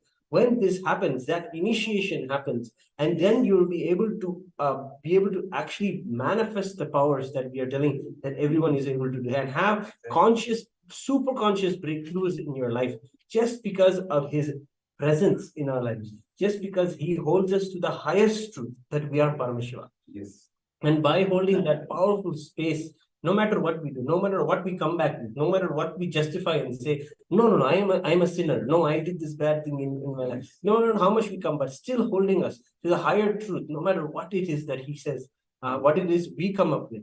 He still holds us, and that is the power. That is the power he's able to have and show us. He is Paramashiva himself. That's why he's telling us. Only Paramashiva can tell you are Paramashiva. Anyone else is holding a low identity or themselves. So they can naturally never tell anyone else that they are Paramashiva. Right? So it is Paramashiva himself who has landed, who is initiating as in the form of his Paramavatara, the living manifestation, the Supreme Pontiff of Hinduism, Bhagavan Nithyananda Paramashiva. Just his initiation itself is enough to bulldoze all your low self-image, all your incompletions, because that energy field, it creates that boiling, that churning inside. It just completes, it finishes off all your powerlessness, all your wrong thought currents, false histories, anything about what you think about yourself, everything, all false identities simply get dissolved into that true identity, the Hindu identity, right? Which is that you are Paramashiva, Paramadvaita, oneness with Paramashiva, oneness with the whole existence. That is exactly what the experience is given by the Supreme Pontiff of Hinduism in the Mahaparamashiva program. And it is at the central part of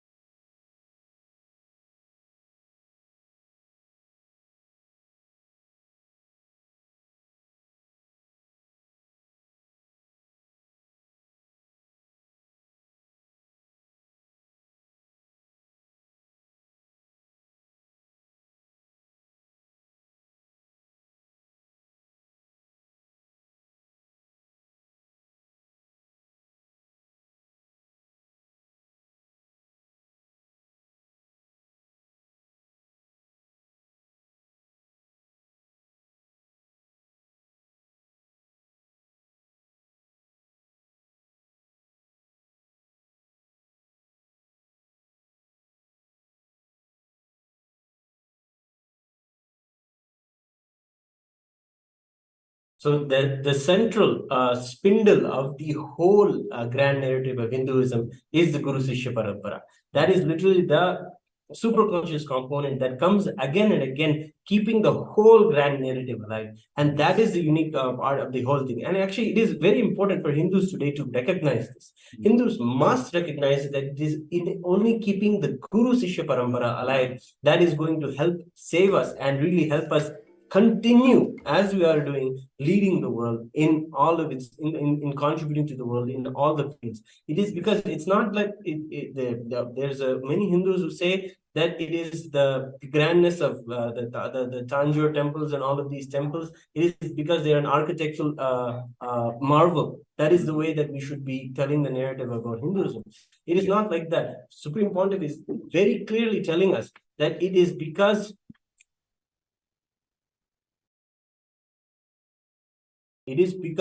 we are we have super consciousness. The whole manifestation of all of our temples is a power manifestation science. Yes. It is not just ability to be able to construct something from nothing. It is an ability to do that as a power manifestation. And that is why he keeps on telling us that Hinduism is the greater science centered on super consciousness. And you will preserve and you will revive it in the right way when you hold this very context, that Hinduism is the greater science and it is based on super consciousness and manifesting that in everyone. If we continue to just tell that everyone that it is just a grand marvel, it is a beautiful structure, we will not understand that we were capable of building such a thing, and that we are still capable of building such a thing. Yes. That is the way that And we should even updating that to the next level. Yes, we can take that to the next level. Because Hinduism is all about giving breakthroughs to yourself and to others, right?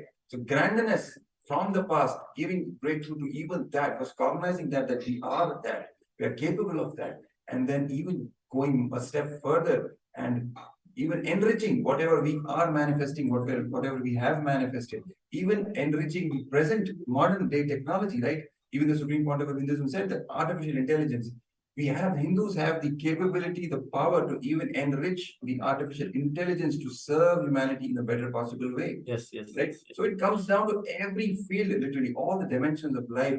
Hinduism have the power and the potential and the science of giving a breakthrough to each and every aspect of our life, each and every dimension of our being, inner world, outer world, everything. And if we just look back at our history and proper statistics, proper data, Hindu civilization, whatever manifested, the glory that manifested on the planet Earth when Hindu civilization was at its peak, right?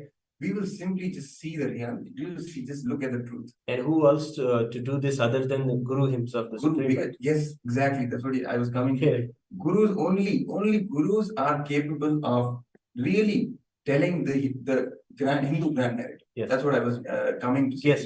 Because only gurus know the insiders. They are the insiders, right? Yes. They know how it really happens. Yes, how we build these everybody wants to be a part of the insiders. Everybody wants to know how he's able to, and that is there is a beautiful juiciness in the sessions itself. Everybody gets to know how Swamiji just in his bliss is able to just revive its whole tradition joyfully, and able to just in his state of pure bliss, able to bring people out of lifetimes of suffering and just give them a conscious breakthrough, which seems so effortless.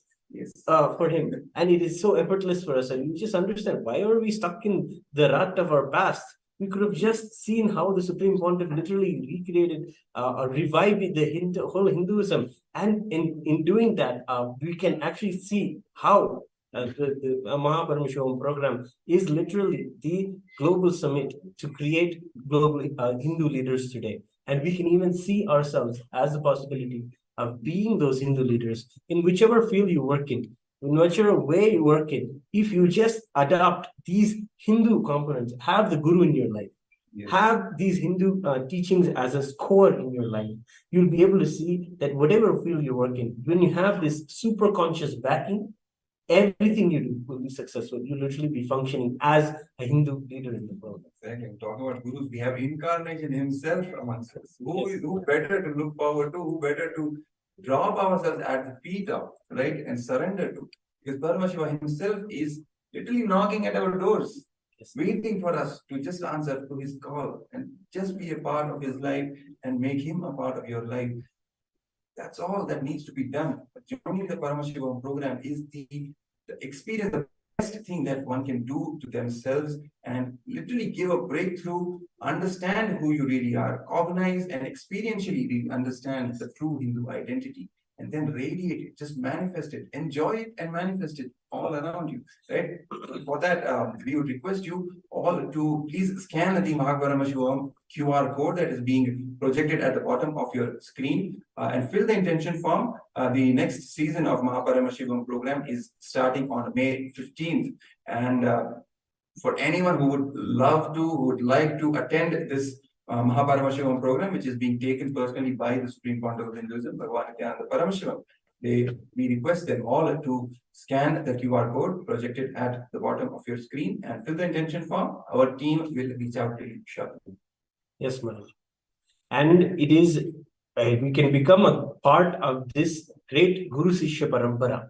The Supreme Pontiff of Hinduism, as we've been saying in the last literal 1 month of celebrations in the Hindu calendar, there were so many festivals in the Kailasa Madurai, in the Kailasa of Tirunamala. We can just see how he's literally maintaining each individual civilizational, like one part of Hinduism's Guru Parampara. The Guru Parampara, the spiritual kingdom that has a lineage of 292 pontiffs in Madurai, and thousands of incarnations of Paramashiva in Tiruvannamalai. How these Sishya Parampara, Guru Sishya Paramparas are being upkept by the Supreme Pontiff of Hinduism. Literally, he is the essence of the whole of Hinduism, and really spearheading and literally taking Hindus who are there in the world, who are already there on top of the world. Yes. How they can really take the world to the next level and really help make the change that is happening in this world order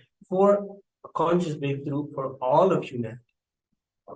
In fact, the ecosystem, the temple-based ecosystem is at the core of Hinduism. That is how when we were initially discussing, right, among all the 49 civilizations, only the Hindu civilization is existing right now.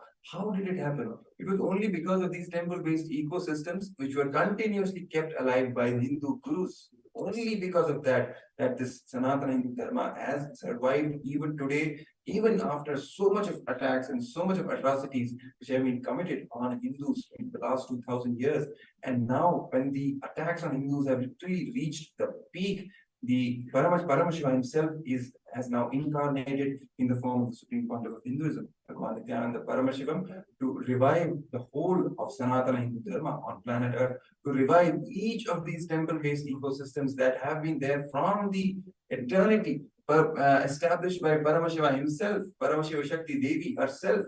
Together, they've established all these ecosystems in several places, reviving all of them, reigniting that flame of Dharma, literally, and radiating it, manifesting it in the people, initiating all the beings again into this sacred science, the super science of Sanatana Hindu Dharma, given in the Vedas and Agamas, which Paramashiva has revealed himself. This whole grand revival the Supreme Pontiff of Hinduism is doing through the creation of Kailasa nation, because that is exactly what is the need of the hour.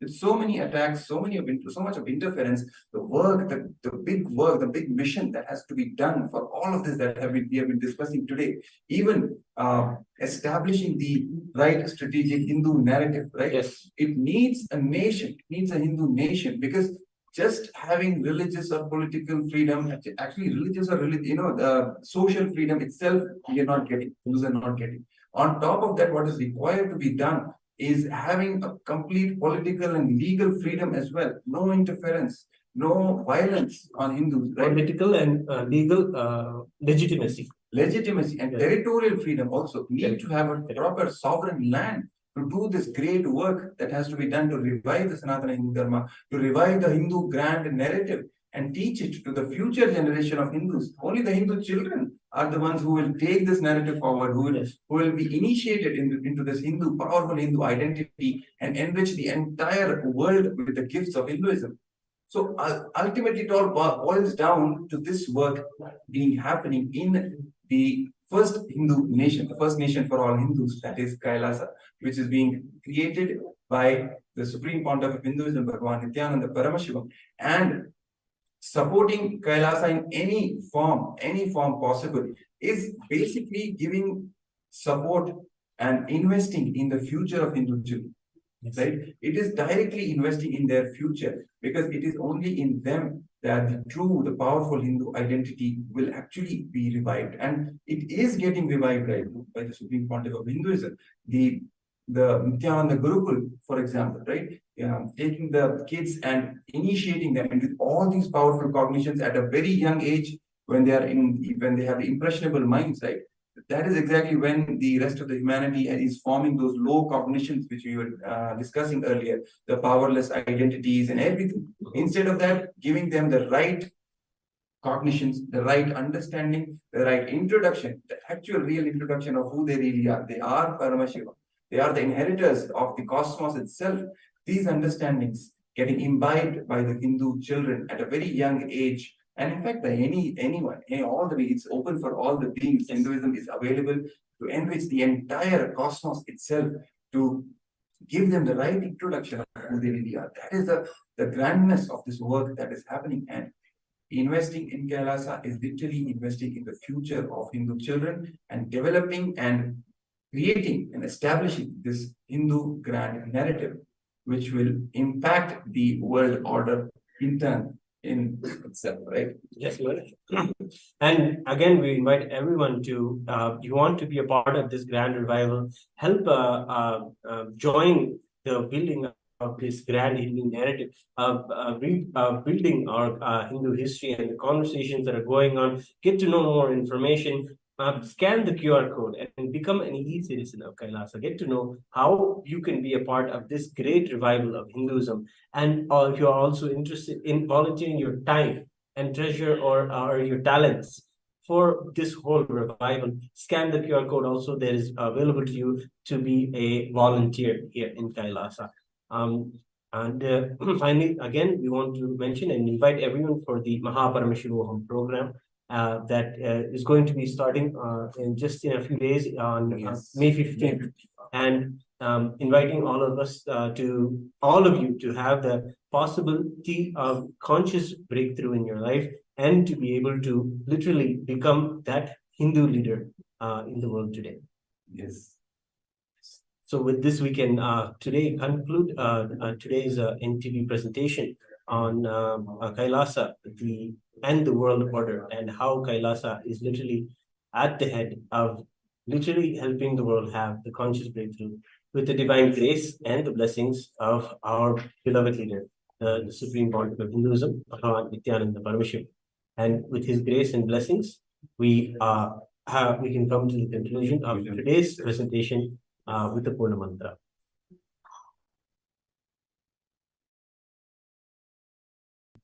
Let us also get now prepared to see the satsang of the Supreme Pontiff of Hinduism. So we will be leading now to the Nithya Satsang, the direct presidential address from the Supreme Pontiff of Hinduism, Nithyananda Paramashiva. But before we lead to the satsang, let's prepare ourselves with the right space, the right frame of mind to receive the Supreme Pontiff of Hinduism, Nithyananda Paramashiva, in our own life. Having his darshan, listening to him itself is an initiation. It has the power to heal all our patterns, all our incompletions. Only thing that is required is the right space of receptivity that needs to be there inside us before we are preparing, when we are preparing for the darshan of the Supreme Pontiff of Hinduism. So let us now sit with our head, neck, and spine in the straight line, carrying a deep sense of gratitude, the space of devotion in our Ananda Gandha. That is the space between our navel center and our heart center. Carry the visualization of the Supreme Pontiff of Hinduism, Bhagavan Nithyananda Paramashiva, as Paramashiva himself, with 25 heads, 50 hands, and 75 eyes.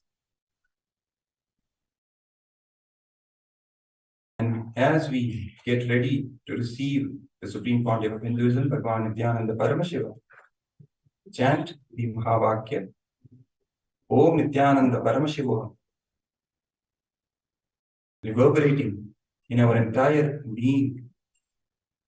Let's start chanting the Mahavakya and get ready for the satsang from the Supreme Pontiff of Hinduism, Bhagavan Nithyananda Paramashiva. Om Nithyananda Paramashivoham. Om Nithyananda Paramashivoham. Om Nithyananda Paramashivoham.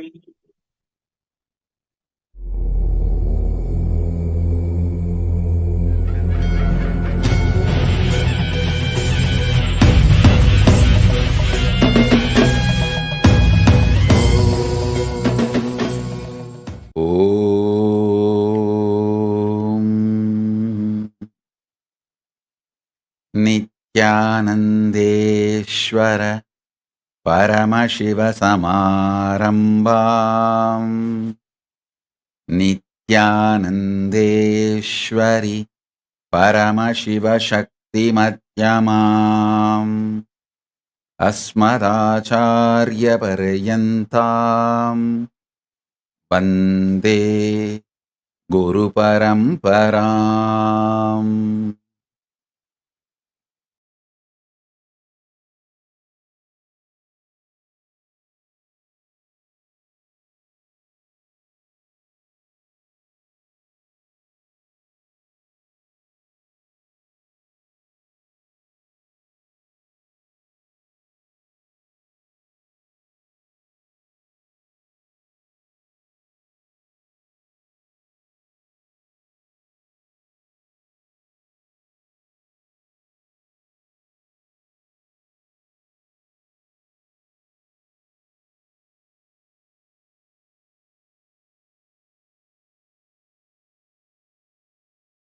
I welcome you all with my love and respects and blessings.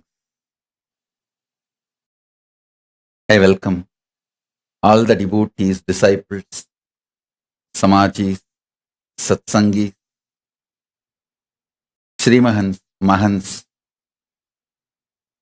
Tanedar, Kotari, visitors, viewers, everyone sitting with us all over the world. I welcome all of you with my love and respects and blessings.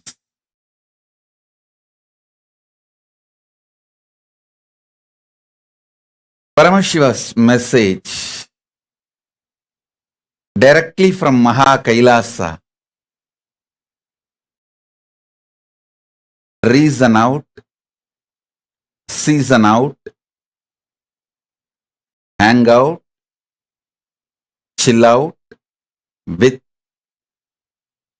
the highest truth of Paramashivatva. I'll repeat. Reason out, season out, hang out, chill out with highest truths of Paramashivatva.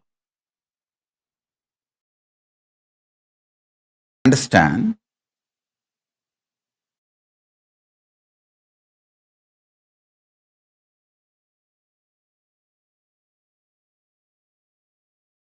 Truths of Paramashivatva. All the constitutional rights given to each soul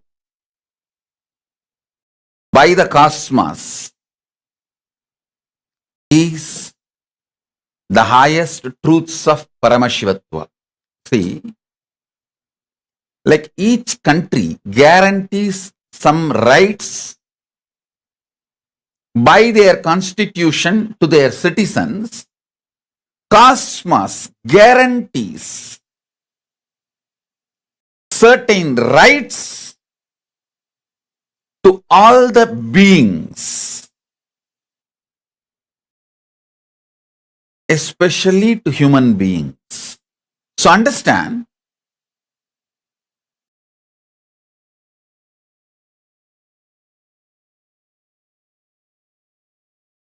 the first right, I call it as the first amendment. The first right cosmos gives you is to think, feel, experience, and live as Paramashiva, and to be treated by everyone around you, everything around you as Paramashiva. Listen, not only you have the right to think, feel, exist, experience, live as Paramashiva, You have the right, everything around you, not only human beings, even the nature around you, should treat you as a Paramashiva, and you have a right. Please understand, these are the fundamental rights guaranteed by the cosmic constitution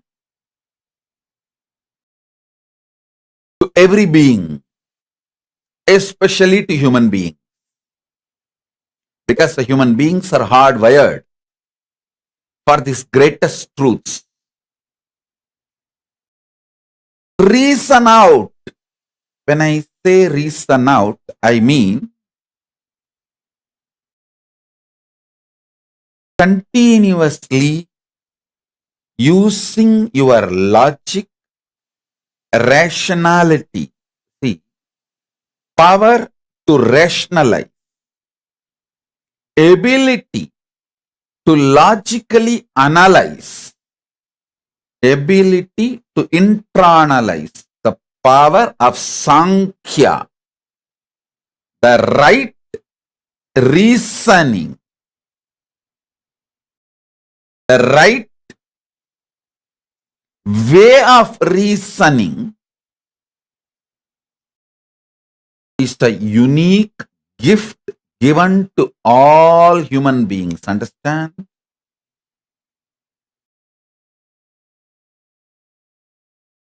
Just like two hands, two eyes, two ears, Paramashiva has given us a unique power called ability to rationalize, ability to logically come to a conclusion.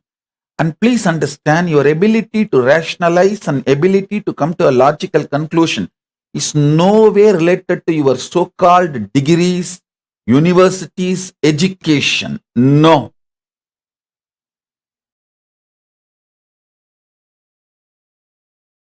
Ability to logically come to conclusion, ability to rationalize comes through involvement. It is simple involvement. Please understand. If you develop the ability to rationalize, logically come to conclusion, reason out, through involvement, that becomes a powerful tool for your pratyaksha pramana. In Hindu tradition, there are various pramanas, the various levels of developing your being for enlightenment. In Shat Darshanas, various pramanas are described. Understand? Purvamimamsa by Jaimini, Uttaramimamsa by Vyasa, Nyaya by Gautama, Vaiseshika by Ganata, Patanjala by Yoga Sutras by Patanjali. The various darshanas, it's actually 6. Nyaya, Vaiseshika, Yoga, Sankhya, Uttaramimamsa, Purvamimamsa. Purvamimamsa is by Jaimini. Jaimini is the father of Purvamimamsa Tattva, and Vyasa is the father of Uttaramimamsa Tattva, and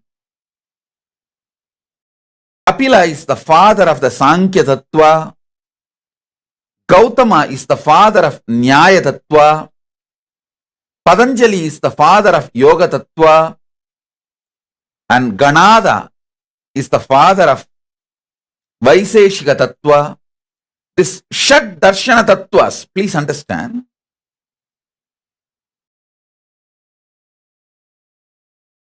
Each of these darshans, each of these darshanas is centered on certain kind of reasoning out.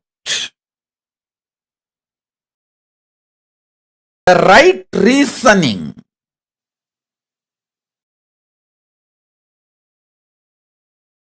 the Sat Darshanas and the Tattva, the thought current, the methodology of reasoning out described in the Sat Darshanas. I was explaining about it. Sankhya by Kapila, Yoga by Patanjali, Nyaya by Gautama, Vaiseshika by Ganatha, Purvamimamsa by Jaimini, Uttaramimamsa by Vyasa. This Sat Darshanas teaches a very powerful method, way of thinking, logical reasoning. I tell you, developing logical reasoning is very good to keep your life excited. I tell you, if you use your reasoning ability, your reasoning ability as a corrupt, bad, cheap negotiation strategy with life and others, you will constantly feel suffocated, deprived, cheated. Listen, if you use your ability to reason out, your ability to logically come to a conclusion with tremendous violence, anger, just to fight with others, cheap, corrupt strategy to negotiate with life and others, you will feel suffocated, deprived, cheated, frustrated forever. Listen. Ability to reason out is the instrument, tool. In Sanskrit, we use the word antakarana. Buddhi is gifted to you by Paramashiva. First, develop that reasoning ability and reason out the great truth. You are Paramashiva. Listen.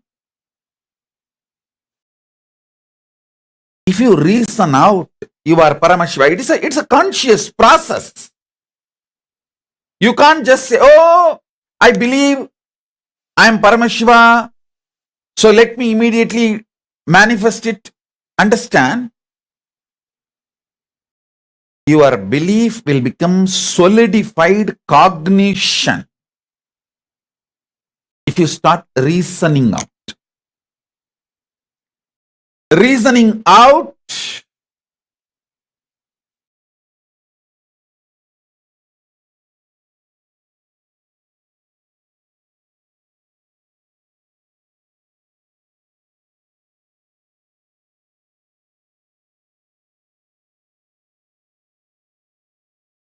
with a fair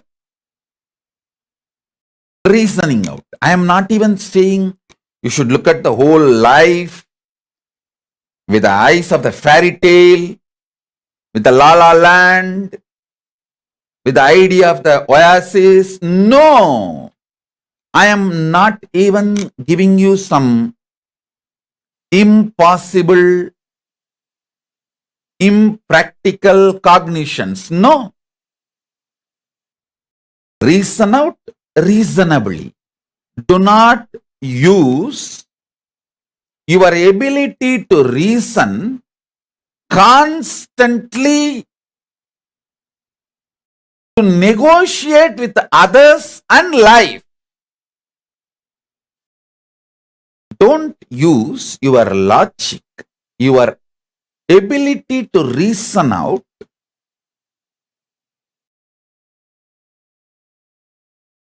in a cheap, cunning strategy method, a strategizing tool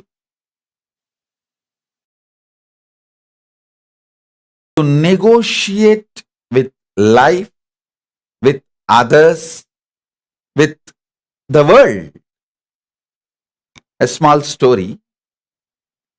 My friend and his wife stayed in a hotel, got a bill for $90. He screamed, for what? $90. The desk clerk said, for room and board, sir.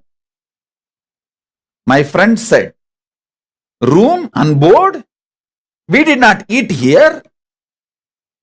The clerk said, it was here for you. If you did not get it, it's your fault. If you did not eat it, it's your fault.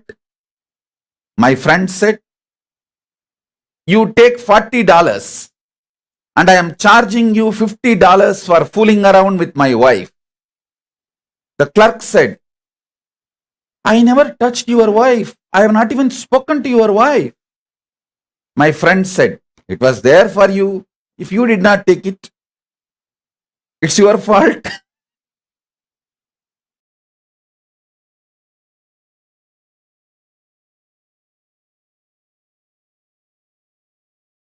Understand?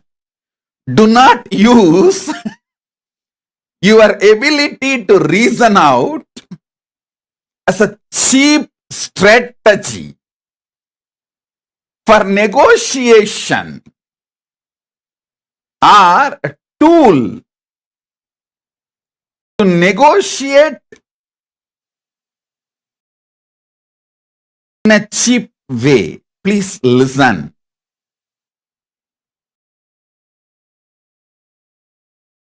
Some of the Nitya Satsangis who attend regularly satsangs may be wondering after a long time, a small story from Swamiji. Listen, actually in Savikalpa Samadhi, I was seeing the Kailasa visually.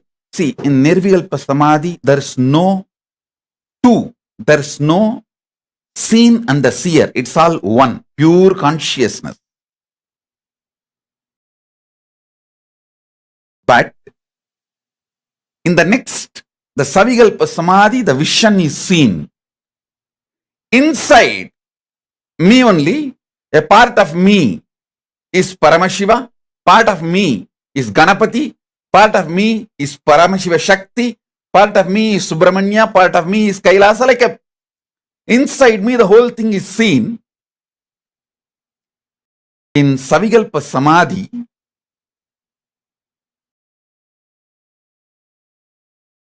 I was seeing Paramashiva was giving the great truths, the teachings. Suddenly, he said something.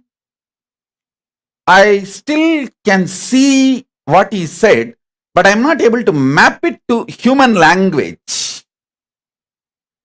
Something like one chana, he uttered something. The whole Kailasa was laughing.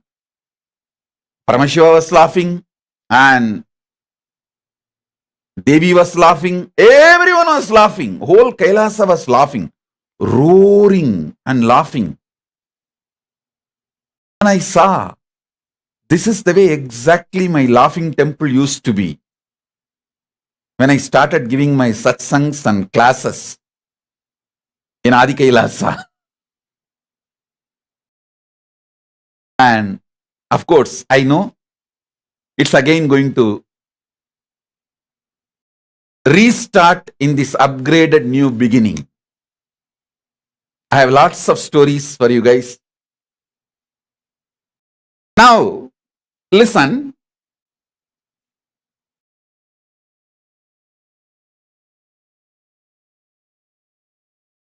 If you see, you can see very clearly how your ability to reason out is being used by you violently. How you add so much violence to it. It is like if you get a knife in your hand,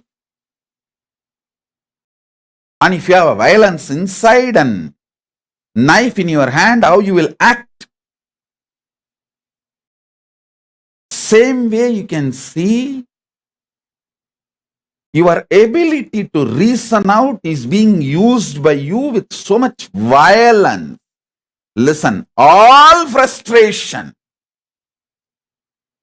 all feeling suffocated, all feeling exploited is nothing but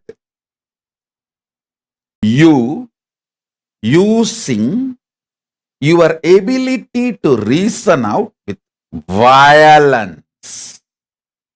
That is why I insist not having violence inside you. If you have violence inside you and expect others to suffer, you are a fool. You drink poison and expect your enemy to die. No, it is not going to happen. I tell you, bring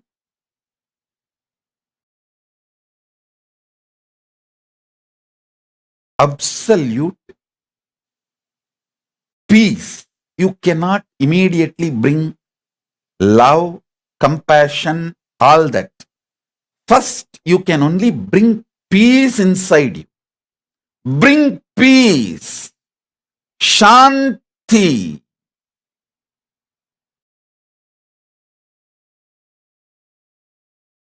You will see your ability to reason out, your ability to come to logical conclusion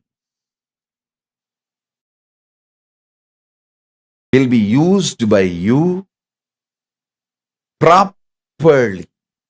Listen.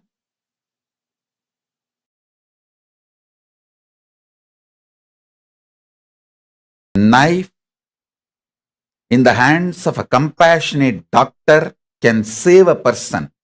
The same knife in the hands of a violent fellow can kill others, can even kill himself when he is too frustrated by killing too many people. Finally, he kills himself.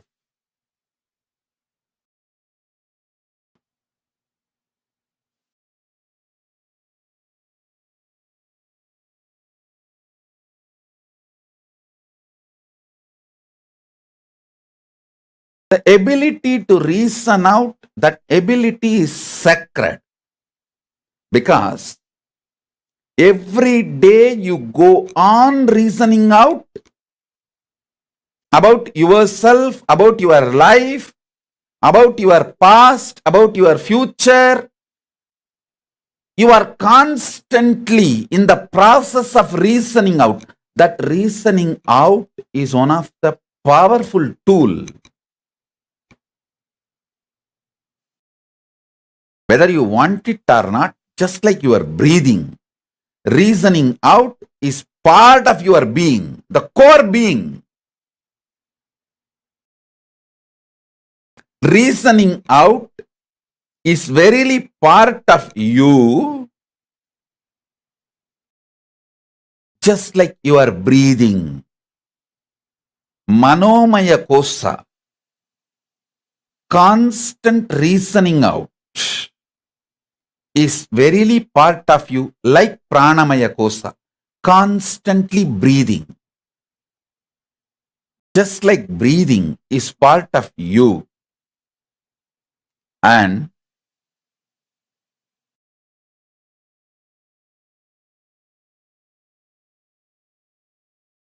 reasoning out, logically coming to conclusions is verily part of you. All I am trying to tell you is, I am not asking you to approach life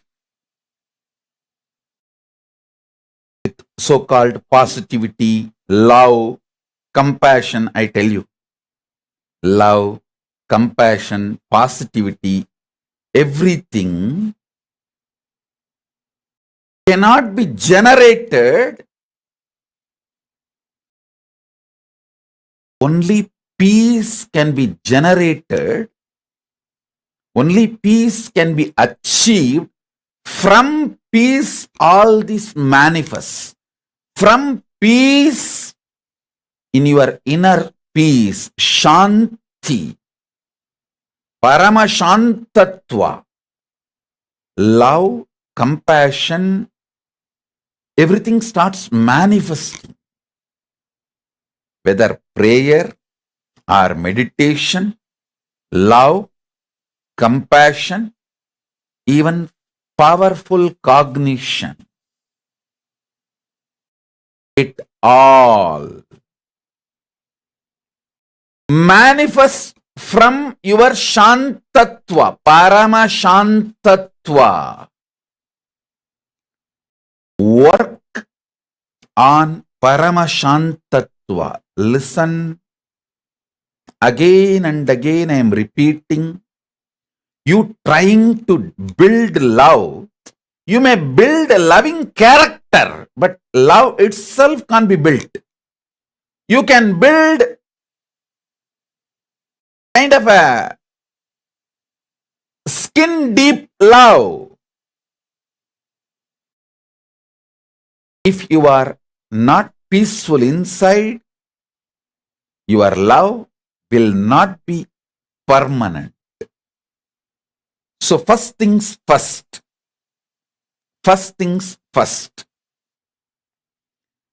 First thing you can achieve for real is peace. Work for your peace by unclutching. Unclutching is the most sublime, subtle, powerful way of reasoning out. Most powerful, subtle way of coming to logical conclusions is unclutching. I tell you, in the beginning, unclutching may look like you are pushing your whole reasoning away. But when you start testing the unclutching, you will understand unclutching gives you the most powerful reasonable reasoning. Listen, in unclutching, the steam of violence inside you is released. Tremendous peace is brought inside you. The Paramashantatva, peace. In that peace only you will see your logical ability to come to conclusion, your ability to come to logical conclusions, your power to reason out is separate from you, and you can handle that process reasonably, logically, be logically logical, reasonably reasoning it out. Reason out reasonably. Be logically logical. Unfortunately, you are always trying to use your ability to reason out, to your ability to logically come to conclusion, to negotiate with the life, to bargain with the life. You think only by hard negotiation you will get best out of life, and you suffocate others and you, and literally destroy the life. I tell you, life happens to you by the depth of the peace inside you, and from the peace, the love which grows. From that peace, meditation which grows. From that peace, consciousness which grows. From that peace, compassion which grows. From that peace, the bliss which grows. That is the productivity of your life. Continuously reason out how you are the ultimate Paramashiva and how you strangle yourself with your ability to reason out, with your ability to come to logical conclusions. See, your ability to come to a logical conclusion, if you start using it violently towards others, you will start using the same thing violently towards you. And you will be constantly unhappy with yourself and unhappy with others. Frustrated with yourself and frustrated with others. It is too simple. Just remember the story I told just now.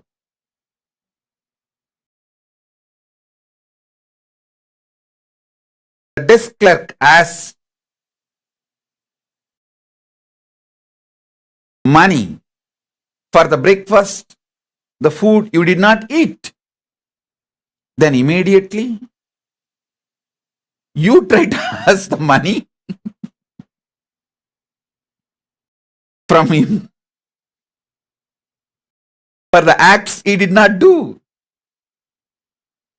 Listen, it may be like a joke, but look in how many times you are playing this crucial, I should say that, this cruel joke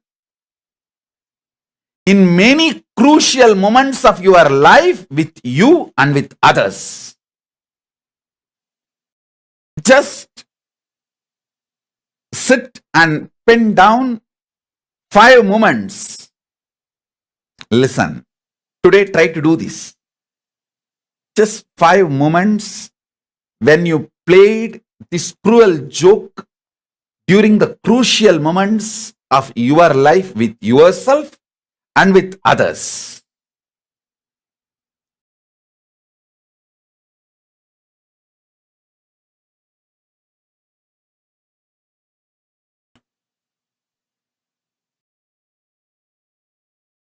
I'll tell you a very simple way how my reasoning out functions in a very simple way. I'll give you one simple example. When I am unclutched and sitting in samadhi, sometimes with the eyes open, my disciples come and present various situations and issues where I need to make decisions. During very critical moments, crucial moments, or emergency situations, they ask me, Swamiji, don't you ever feel insecure about the future and how things are going to happen, how things are going to be? Don't you feel insecure ever? I tell you, listen carefully. I am giving you exactly as I reason out. The very way I reason out, I am presenting it to you. Listen carefully. See, in cinema, there are various ways of storytelling, like starting with a simple introduction, then slowly taking it to the intense part of the story, then finally climax. Or first opening the climax, then explaining the climax through flashback, justifying the climax through flashback. So all of you understand how I look at my life, If you write my life, the first line, first statement is born in Arunachala, Tiruvannamalai. Hey, climax is over. That line is the climax. Over. Now I have to win. My life has to be victorious. Nothing else can happen. Nothing else can be done. Everything else happening after that first line is flashback justifying it. It is like you pick up a thriller novel, you finish reading the climax, the last 2 pages. Then read the novel from the first page. You know what is the climax and you will not have insecurity, fear. Because whether when you read the thriller novel or a movie, when you watch a movie, you travel with hero. You identify yourself with the hero and you travel with hero. The insecurity hero goes through, you also go through. But if you know the climax, if you know the end of the thriller movie or a thriller novel, if you know the climax, you will not have the insecurity. You will just go through the movie and enjoy frame by frame the work involved in that movie. You will enjoy that. So be very clear. The first line of my biography, born in Arunachala, Tiruvannamalai, over, climax is done. After that, everything is told. Everything done. Everything shown. Everything is just a flashback.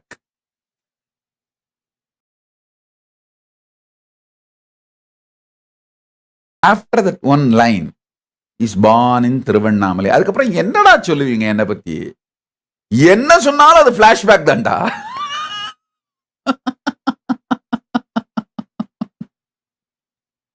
Say in any field, for people, measure them. For example, if a politician, political leader, how you will measure him? How many times he was prime minister or chief minister or a president? He was in power.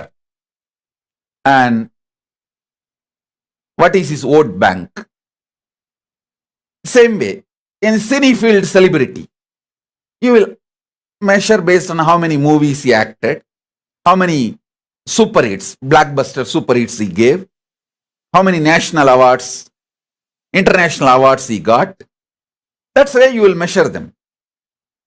In spiritual field, to gauge somebody, to measure somebody, the fundamental requirements are powerful Guru Parampara. Guru Parampara, unbroken lineage of enlightened beings. First. Second, a powerful spiritual ecosystem which groomed him. Third, when he manifested all the great truths given to him by Guru Parampara and the ecosystem as his own experience. Fourth, how he manifests the multi-dimensions and powers of that enlightenment. All these four, peak of all these four which I uttered now, powerful enlightened masters lineage, powerful ecosystem, ability to make the person manifest the enlightenment as his own experience, and ability to make that person manifest multi-dimensions of enlightenment. In all four, Arunachala is the peak and highest possible available brand. So when you say the first word, Tiruvannamalai Pirandar, born in Arunachala, Tiruvannamalai, over. Climax is done. Climax is over. Now it is no more a thriller movie or thriller novel. Now it is all flashback justifying the climax. Flashback justifying the climax. So I know for sure I have to win. I know for sure I will be successful. I know for sure I have to do the work Paramashiva gave me. Understand.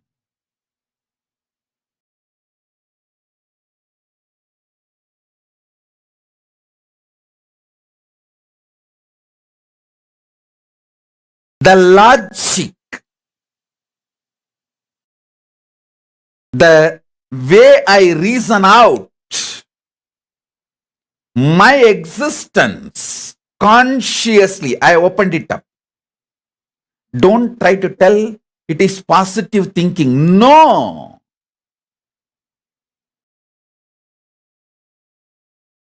I just know a simple, reasonable way of reasoning out the ultimate truths. You may try to give a different name, confidence, bhakti, is trust on Arunachala. All whatever names you want to give, whatever brandings you want to do, I tell you,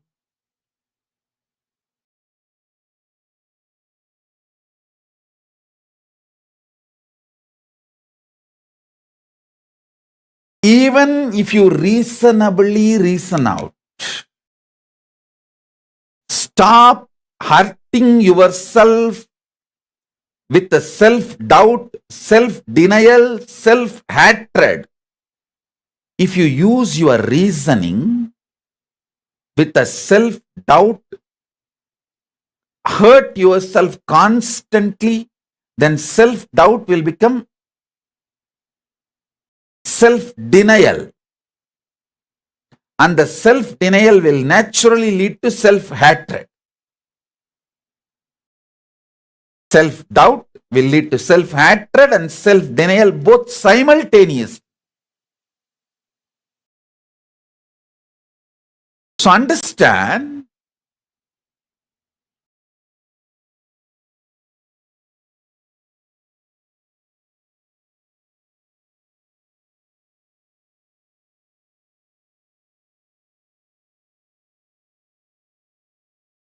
reasoning out reasonably will make you naturally peaceful, blissful, loving, caring, compassionate, absolutely life positive without even you thinking you are life positive. See, if you think you are beautiful, your beauty is ugly. Over. If you don't even think you are beautiful, others think you are beautiful. That is the most beautiful thing. You should not think you are beautiful. Others should think you are beautiful. Same way, people who live around you should think you are life positive. You should not even think you are life positive. That is the real life positivity. People around you should feel, oh God, I know him for so many years. What kind of a stamina and life positivity is carrying? This happens when you start logically logical, reasonably reasoning out.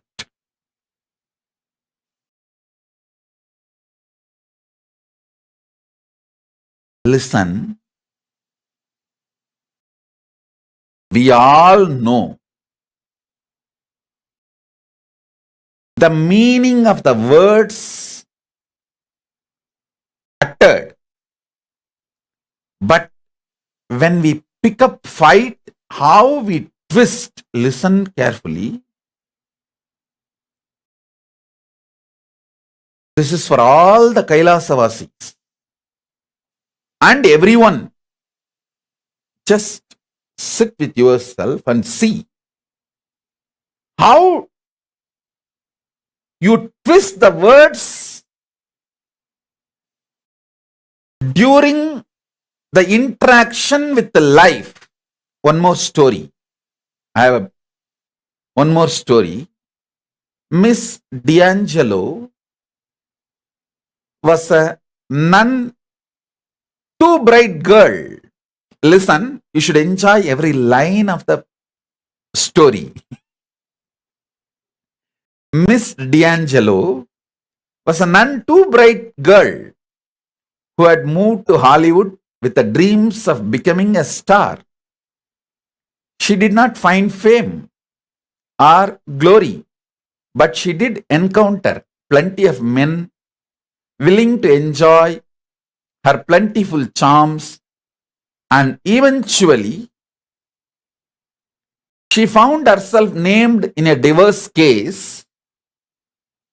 When it was her turn on the stand, the prosecutor came forward. Miss D'Angelo, the wife of the defendant. Listen, Miss D'Angelo, the wife of the defendant, has identified you as the other woman in her husband's life. Now, do you admit that you went to the Price Right motel with this Mr. Evans? Well, yes, acknowledged Miss D'Angelo with a sniff, but I could not help it. Could not help it? Asked the lawyer derisively. How is that?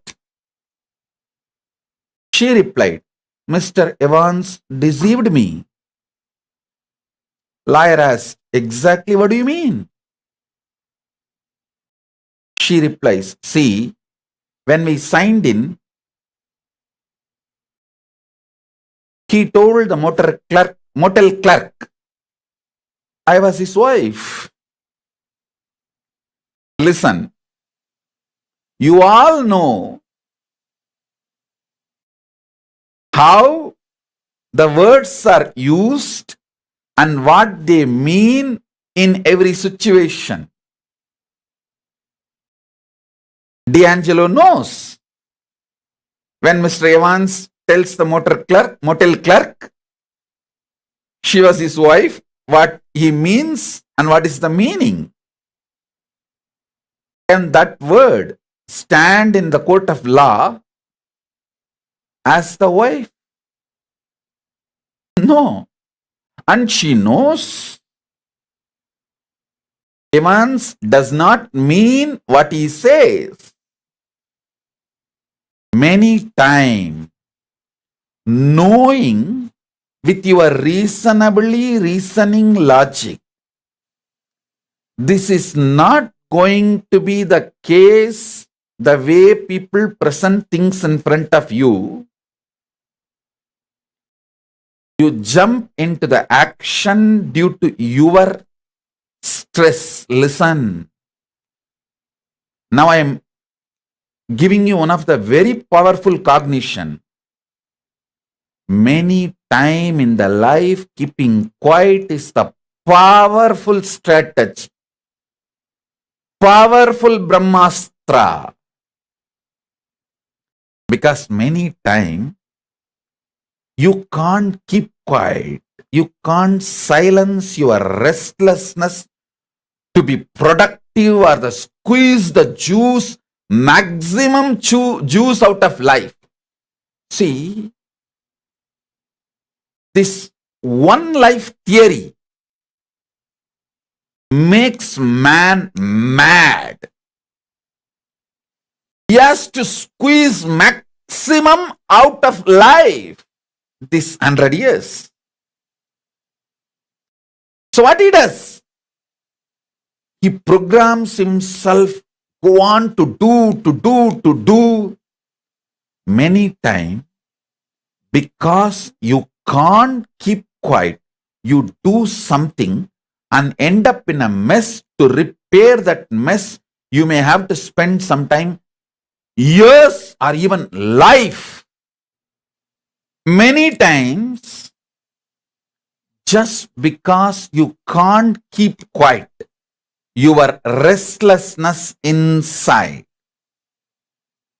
either the violence, wrong logic of feeling exploited, or the wrong logic you have to squeeze the life and take the maximum juice out of life.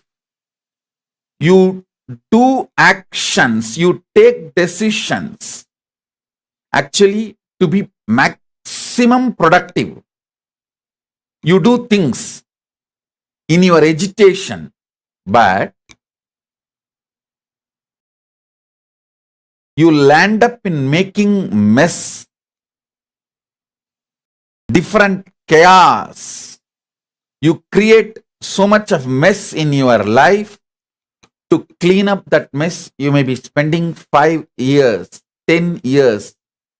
Sometimes in those moments, if you kill somebody, you literally pay your whole life to repair it.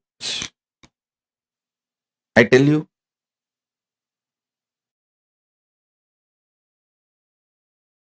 I can give you one assurance. If you learn to keep quiet when you need to keep quiet,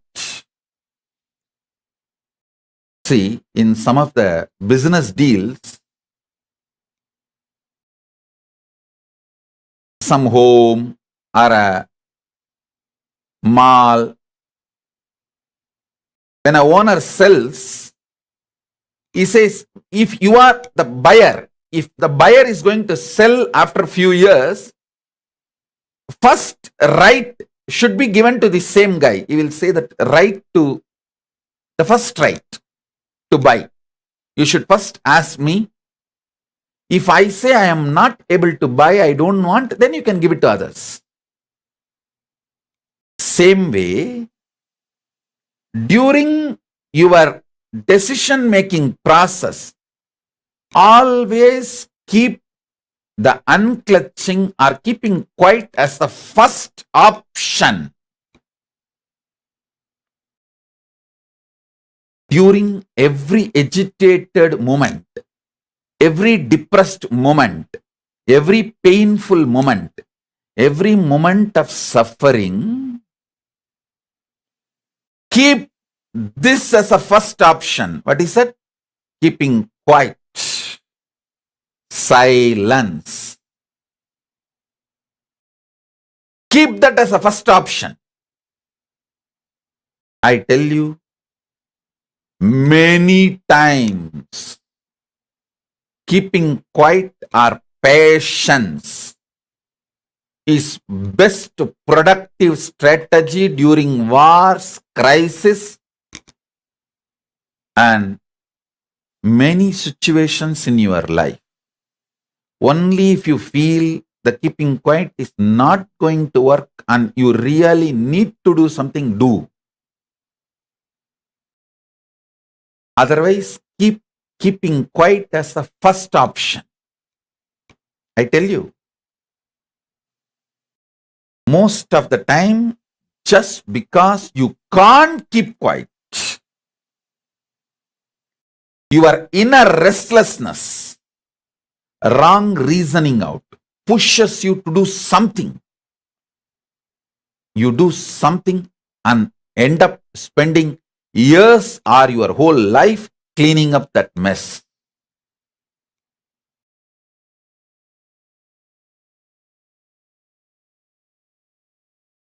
Cleaning up for that mess.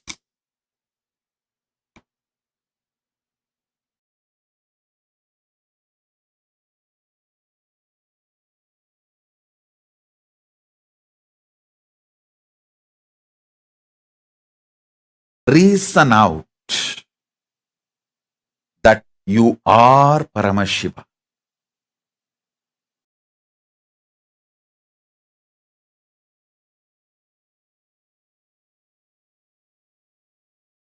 Next truth. Season out with the truth you are Paramashiva. Season out means even when you go through ups and downs, success and failures, good and bad, right and wrong, even when you consider your life is becoming mess continuously, you are collapsing and life is falling apart, even during those seasons,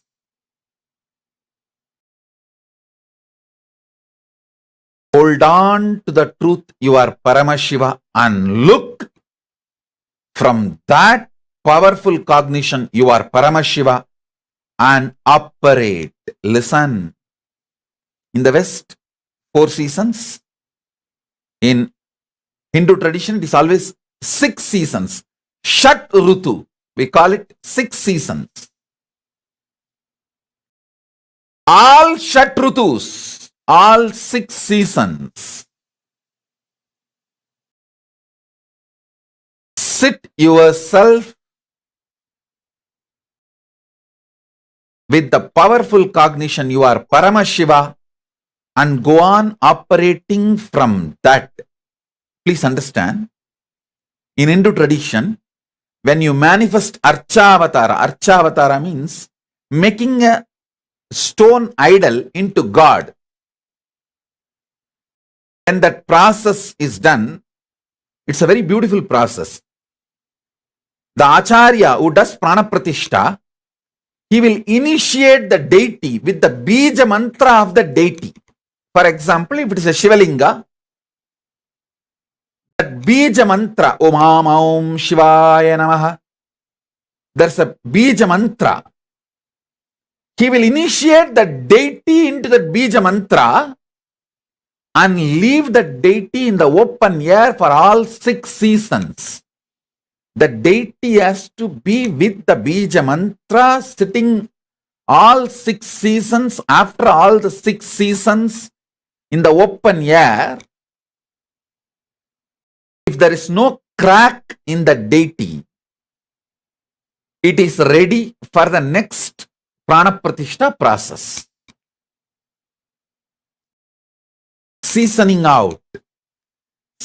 Even the stone is seasoned out with the great truth to become God. Same way for you. If you sit with the truth and season out yourself, you will become Nijavatara. This is the science of God making. Listen. Hinduism has this unique tradition of signs of God making the God enter into a deity as Archavatara or enter into a human being as Nijavatara. Not even human being, it can enter even into any being. So understand,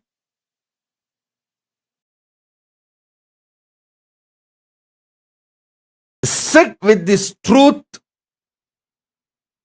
You are Paramashiva for all 6 seasons, Shat Rutus. That is what I call seasoning out.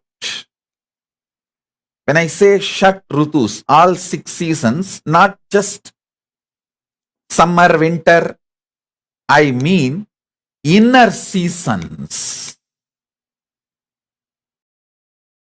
Peak joy, worst suffering.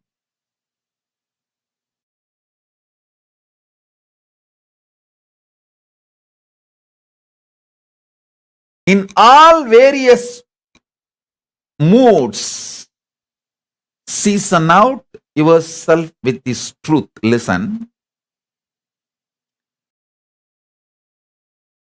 In one frequency, what you feel as peace becomes good in the next frequency. Actually, from peace only all auspiciousness starts. That's why all Vedas, after they utter the ultimate sound Om, the next word they utter is Om Shanti Shanti Shanti. All Veda mantras conclude with this Shanti. Begin with this Shanti. Because from peace only, all the auspicious things can grow. From peace, the peace in the next level frequency becomes feel-good feeling. Then next level frequency, it becomes pleasant. Then next level frequency, it becomes joy. Then next level frequency, it becomes ecstasy. Then next level frequency, it becomes bliss. Then next level frequency, it becomes eternal bliss. Whether this season of goodness or the seasons of bad. I think bad I don't need to explain much. All of you know. Only good I need to explain so much. In all seasons, decide to stick to Paramashivatva.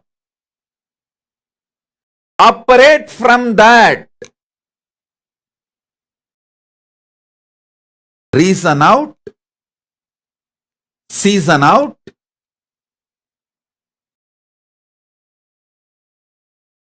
the truths of Paramashivatva. During all the inner seasons, stick to the truth or truths of Paramashivatva. All the constitutional rights given to you, the First Amendment of the Cosmic Constitution,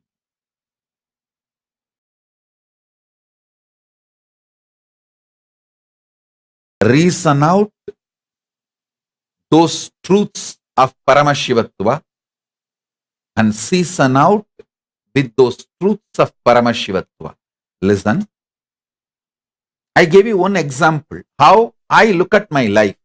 The first line itself is a climax. After that, everything told is only a flashback, justification for the climax.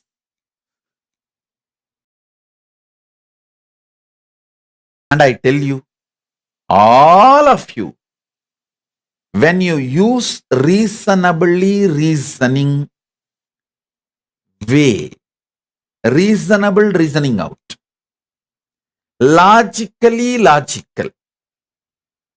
When you start being open, simple, straightforward,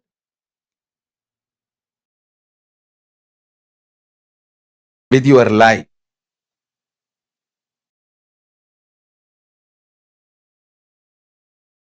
you will all find the simple flow of your life and you will know the climax. Nothing to be stressed, nothing to shake you, nothing to make you collapse, or nothing to make you move away from your conscious existence. In Tamil, there is a beautiful statement. தன்னிலை தாழாமையும் தாழ்ந்தக்கால் உயிர் வாழாமையும் மானம் எனப்படும். Means not losing out of your consciousness, your first person's integrity.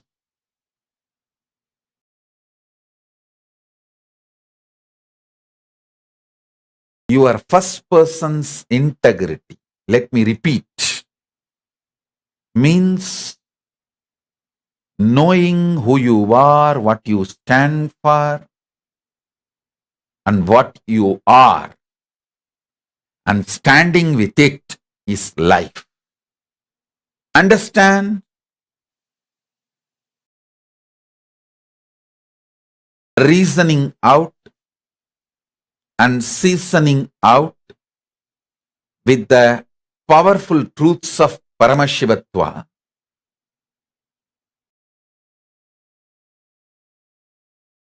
Next is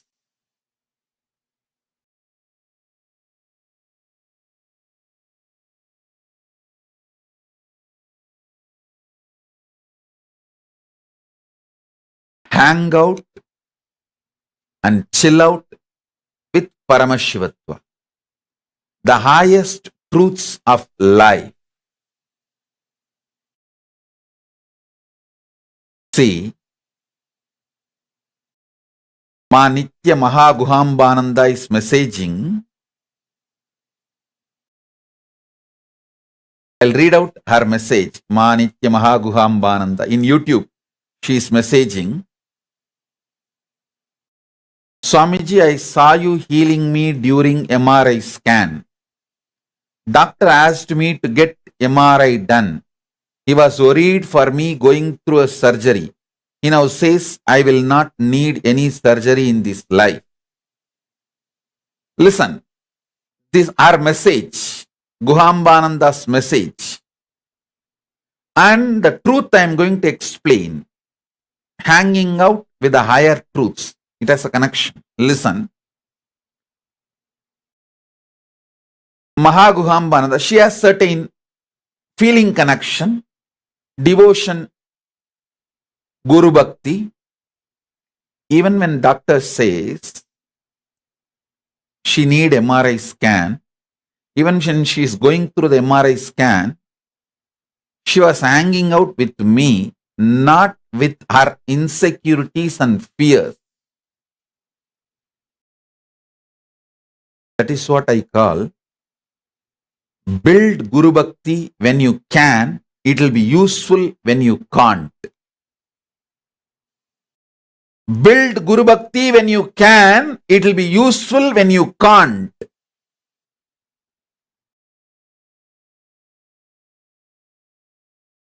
Build feeling connection when you can, it will be useful for you when you can't. Mahaguhambananda, she built it when she can. So it is now useful for her when she can't. Hanging out means making the undercurrent of your life as this Paramashivatva, higher principles, See, I can give you some 10 higher principles. You are Paramashiva. Even when you don't remember it, you are Paramashiva. And this idea of karma, what you do comes back to you. What you do comes back to you. If you don't remember yourself as Paramashiva, if you remember yourself as Paramashiva, what you did when you are not remembering you as a Paramashiva will not come back to you. Listen. This is what karma mukti. I am not defining karma to bind you. I am defining karma to liberate you. Please understand. All my definitions, still now, I have defined at least 10,000 key powerful truths of Hinduism, like God, Vedanta, Veda, knowledge, Vidya, Vairagya, renunciation, Shanta, Mangala, at least 10,000. Every definition is focused on liberating you, giving you solution. The definition itself with the focus of liberating you. So I am defining karma. Listen. Ordinary definition, all of you know about karma is what you do comes back to you. But I tell you, what you do comes back to you only if you remain in that same mood or consciousness. Many times there is a sketch used, like a card. One person will be sitting and he drops the card and it goes round and comes and falls on him. You all may be understanding what I am saying. If you just push one card and it goes round and comes back and last card falls on you. You understand karma in this way only. I tell you, all your actions will come back to you only if you remain in that same consciousness. If you raise your consciousness, it will not come back to you. You can say, hey, now I am Paramashiva. You can't come back to me. When this was committed, I was ordinary person, ordinary man. Now I am Paramashiva, so you can't come back to me. That is why the initiation into the higher truth, when you start reasoning out and seasoning out with the higher truths, you are called Dvija, reborn, newborn. Understand the second truth about life, karma. No karma affects you if you raise your consciousness. The action done in certain consciousness, inner space, only that inner space suffers the reaction. If that inner space is evolved, the reactions don't come to you. The reactions don't come to you. Reason out this great truth. Season out with this great truth. Listen. This is the fundamental of the Kailasa jurisprudence. I don't know how many of you know. In Manusmriti, if somebody commits a crime, like a murder or stealing, and if he takes sannyas, he can't be punished. That's Dharma Shastra. If he takes sannyas and lives the sannyas space, he can't be punished. I am making this as a law in Kailasa. Because Kailasa is functioning as per constitution of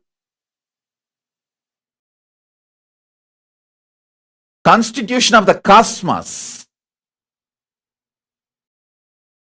Listen carefully. Dharma Shastras are constitution of the cosmos. It's a jurisprudence of the cosmos. Everything I am saying, everything I am asking you to do is nothing but introducing the Kailasa culture to you even while you are in planet Earth. So when you go to Kailasa, you will not have a cultural shock.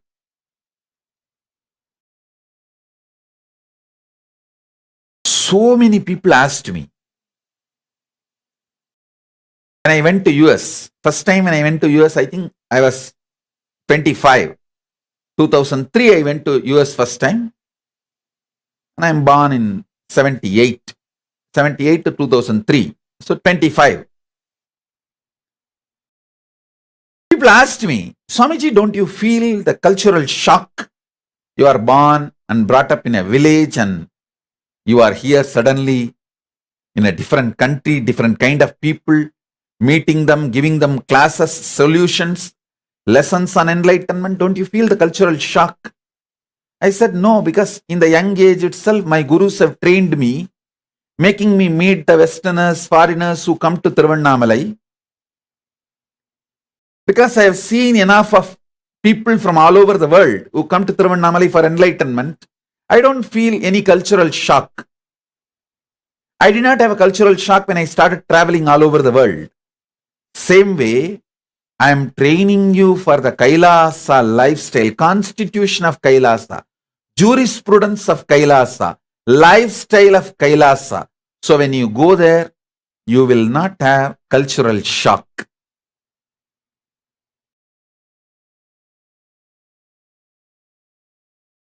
You know the traffic rules of Kailasa. Listen, karma as per the cosmos is the inner space which committed the karma gets the karma back. If you have changed, evolved with a higher inner space, you will not have that karma. You will not have that suffering. This great truth, reason it out, season it out, you will really see how whatever you may go through in your life,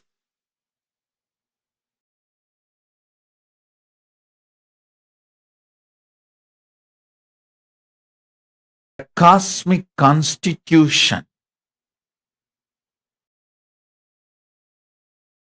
still holds good anywhere you may live. If you reason out and season out with this great truth,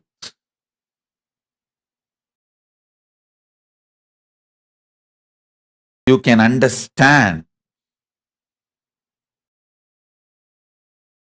If you reason out and season out with this truth, you can see clearly.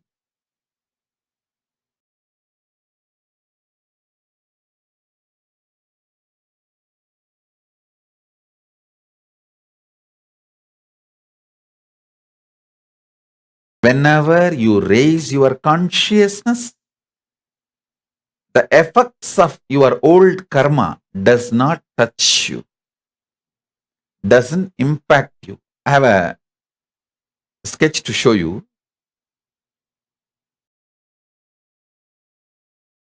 Just see it. This is the way you understand karma normally.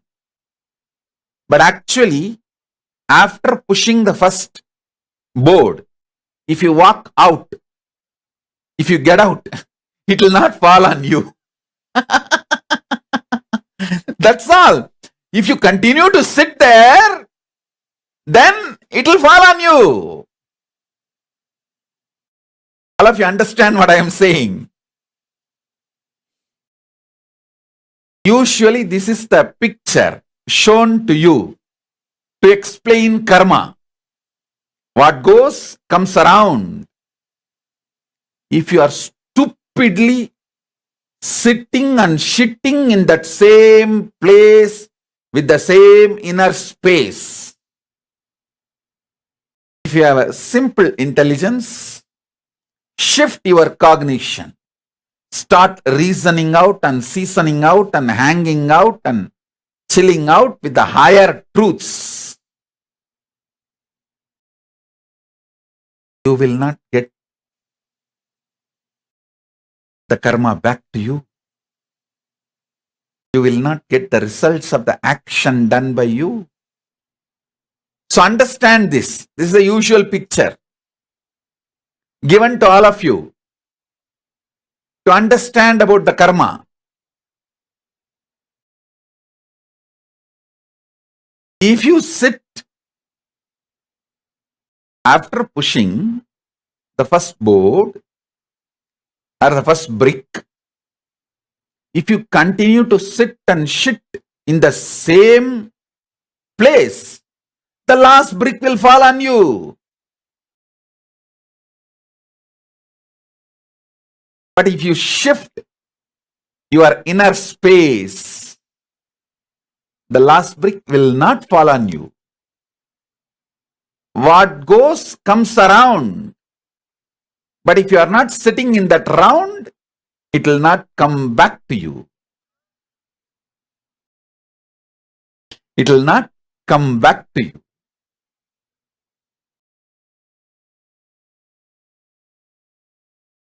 These powerful truths,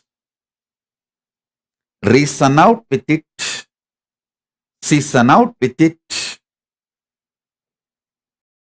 hang out with it, chill out with it.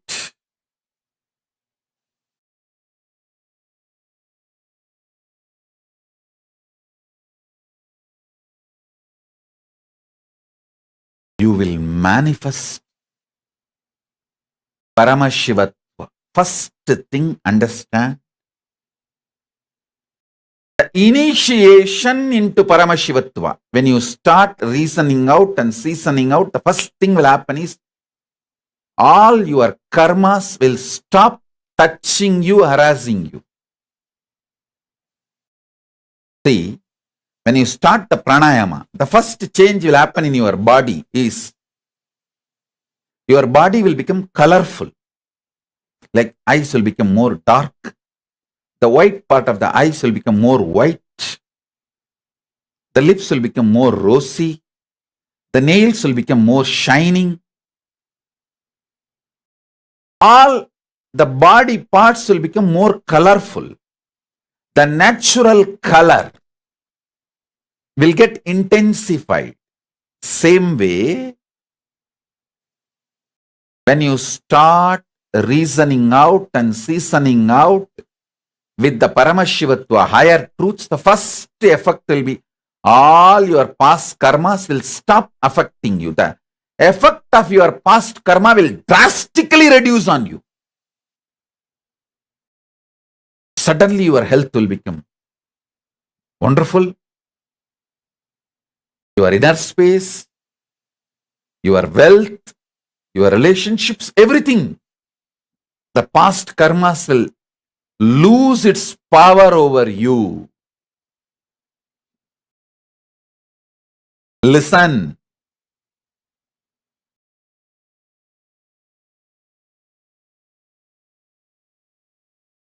Listen intensely. Contemplate.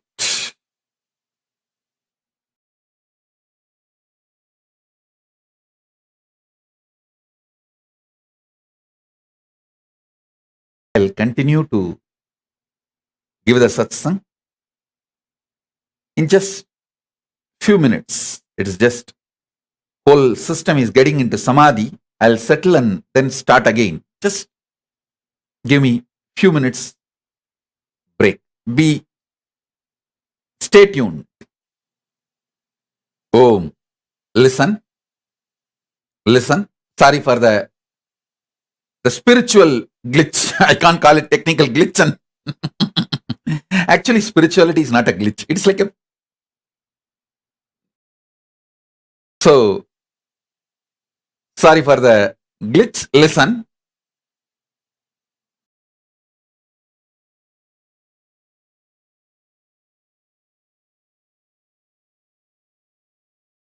Today I was explaining first about what is reasoning out, seasoning out, hanging out, chilling out with Paramashivatva truths. Paramashivatva truths I am explaining. First, you are Paramashiva. Second, you have a right to feel, exist, think, experience, live as Paramashiva.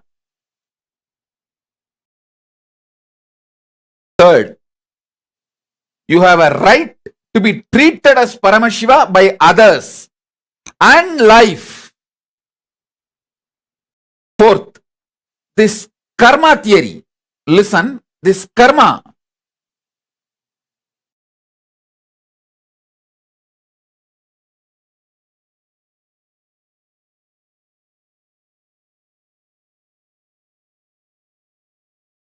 The results of your karma will come back to you only if you continue to stay in the same inner space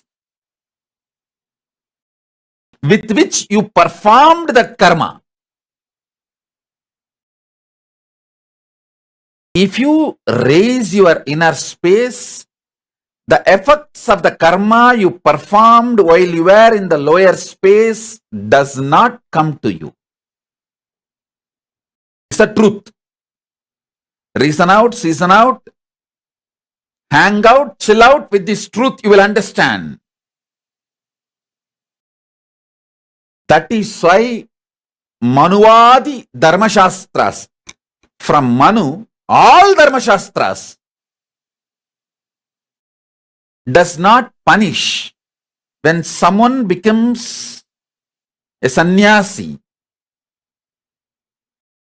for the karmas he committed in his pre-sannyas, pre-monastic life. For example, Valmiki, I don't know how many number of murders Valmiki committed, but he did not go to hell or he did not suffer. Once he raised his consciousness with the initiation of Narada, his whole karma did not come back to him. Arunagirinathar. He was not only womanizer and he has done everything possible. Nothing came to him after he got initiated by Subramanya. All the karmas did not come back to him when he was initiated by Subramanya, when his inner space changed.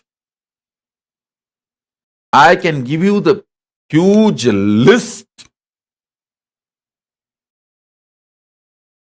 Next thing, listen.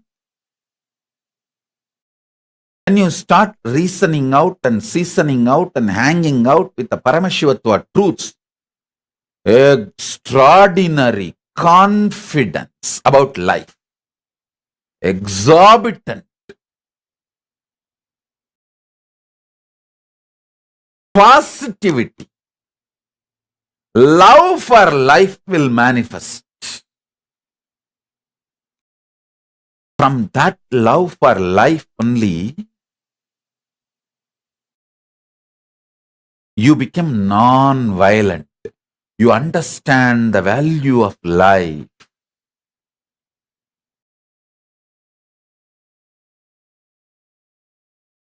So listen.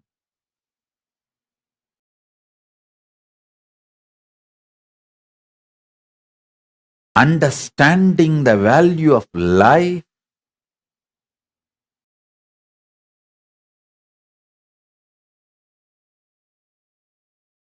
makes you fulfilled. successful in anything you do. Whether you are a doctor, engineer, politician, leader, spiritual seeker, anything. If you understand value of life, you are fulfilled. Listen. Understanding the value of life makes you conscious about your existence.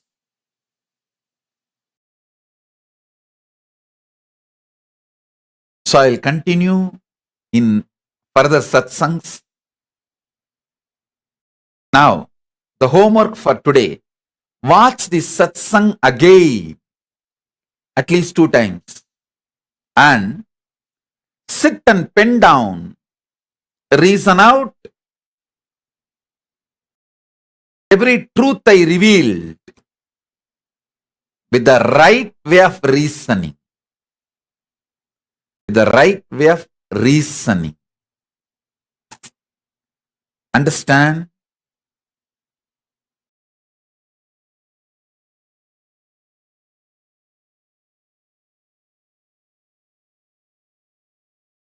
Come to conclusions with the right way of reasoning.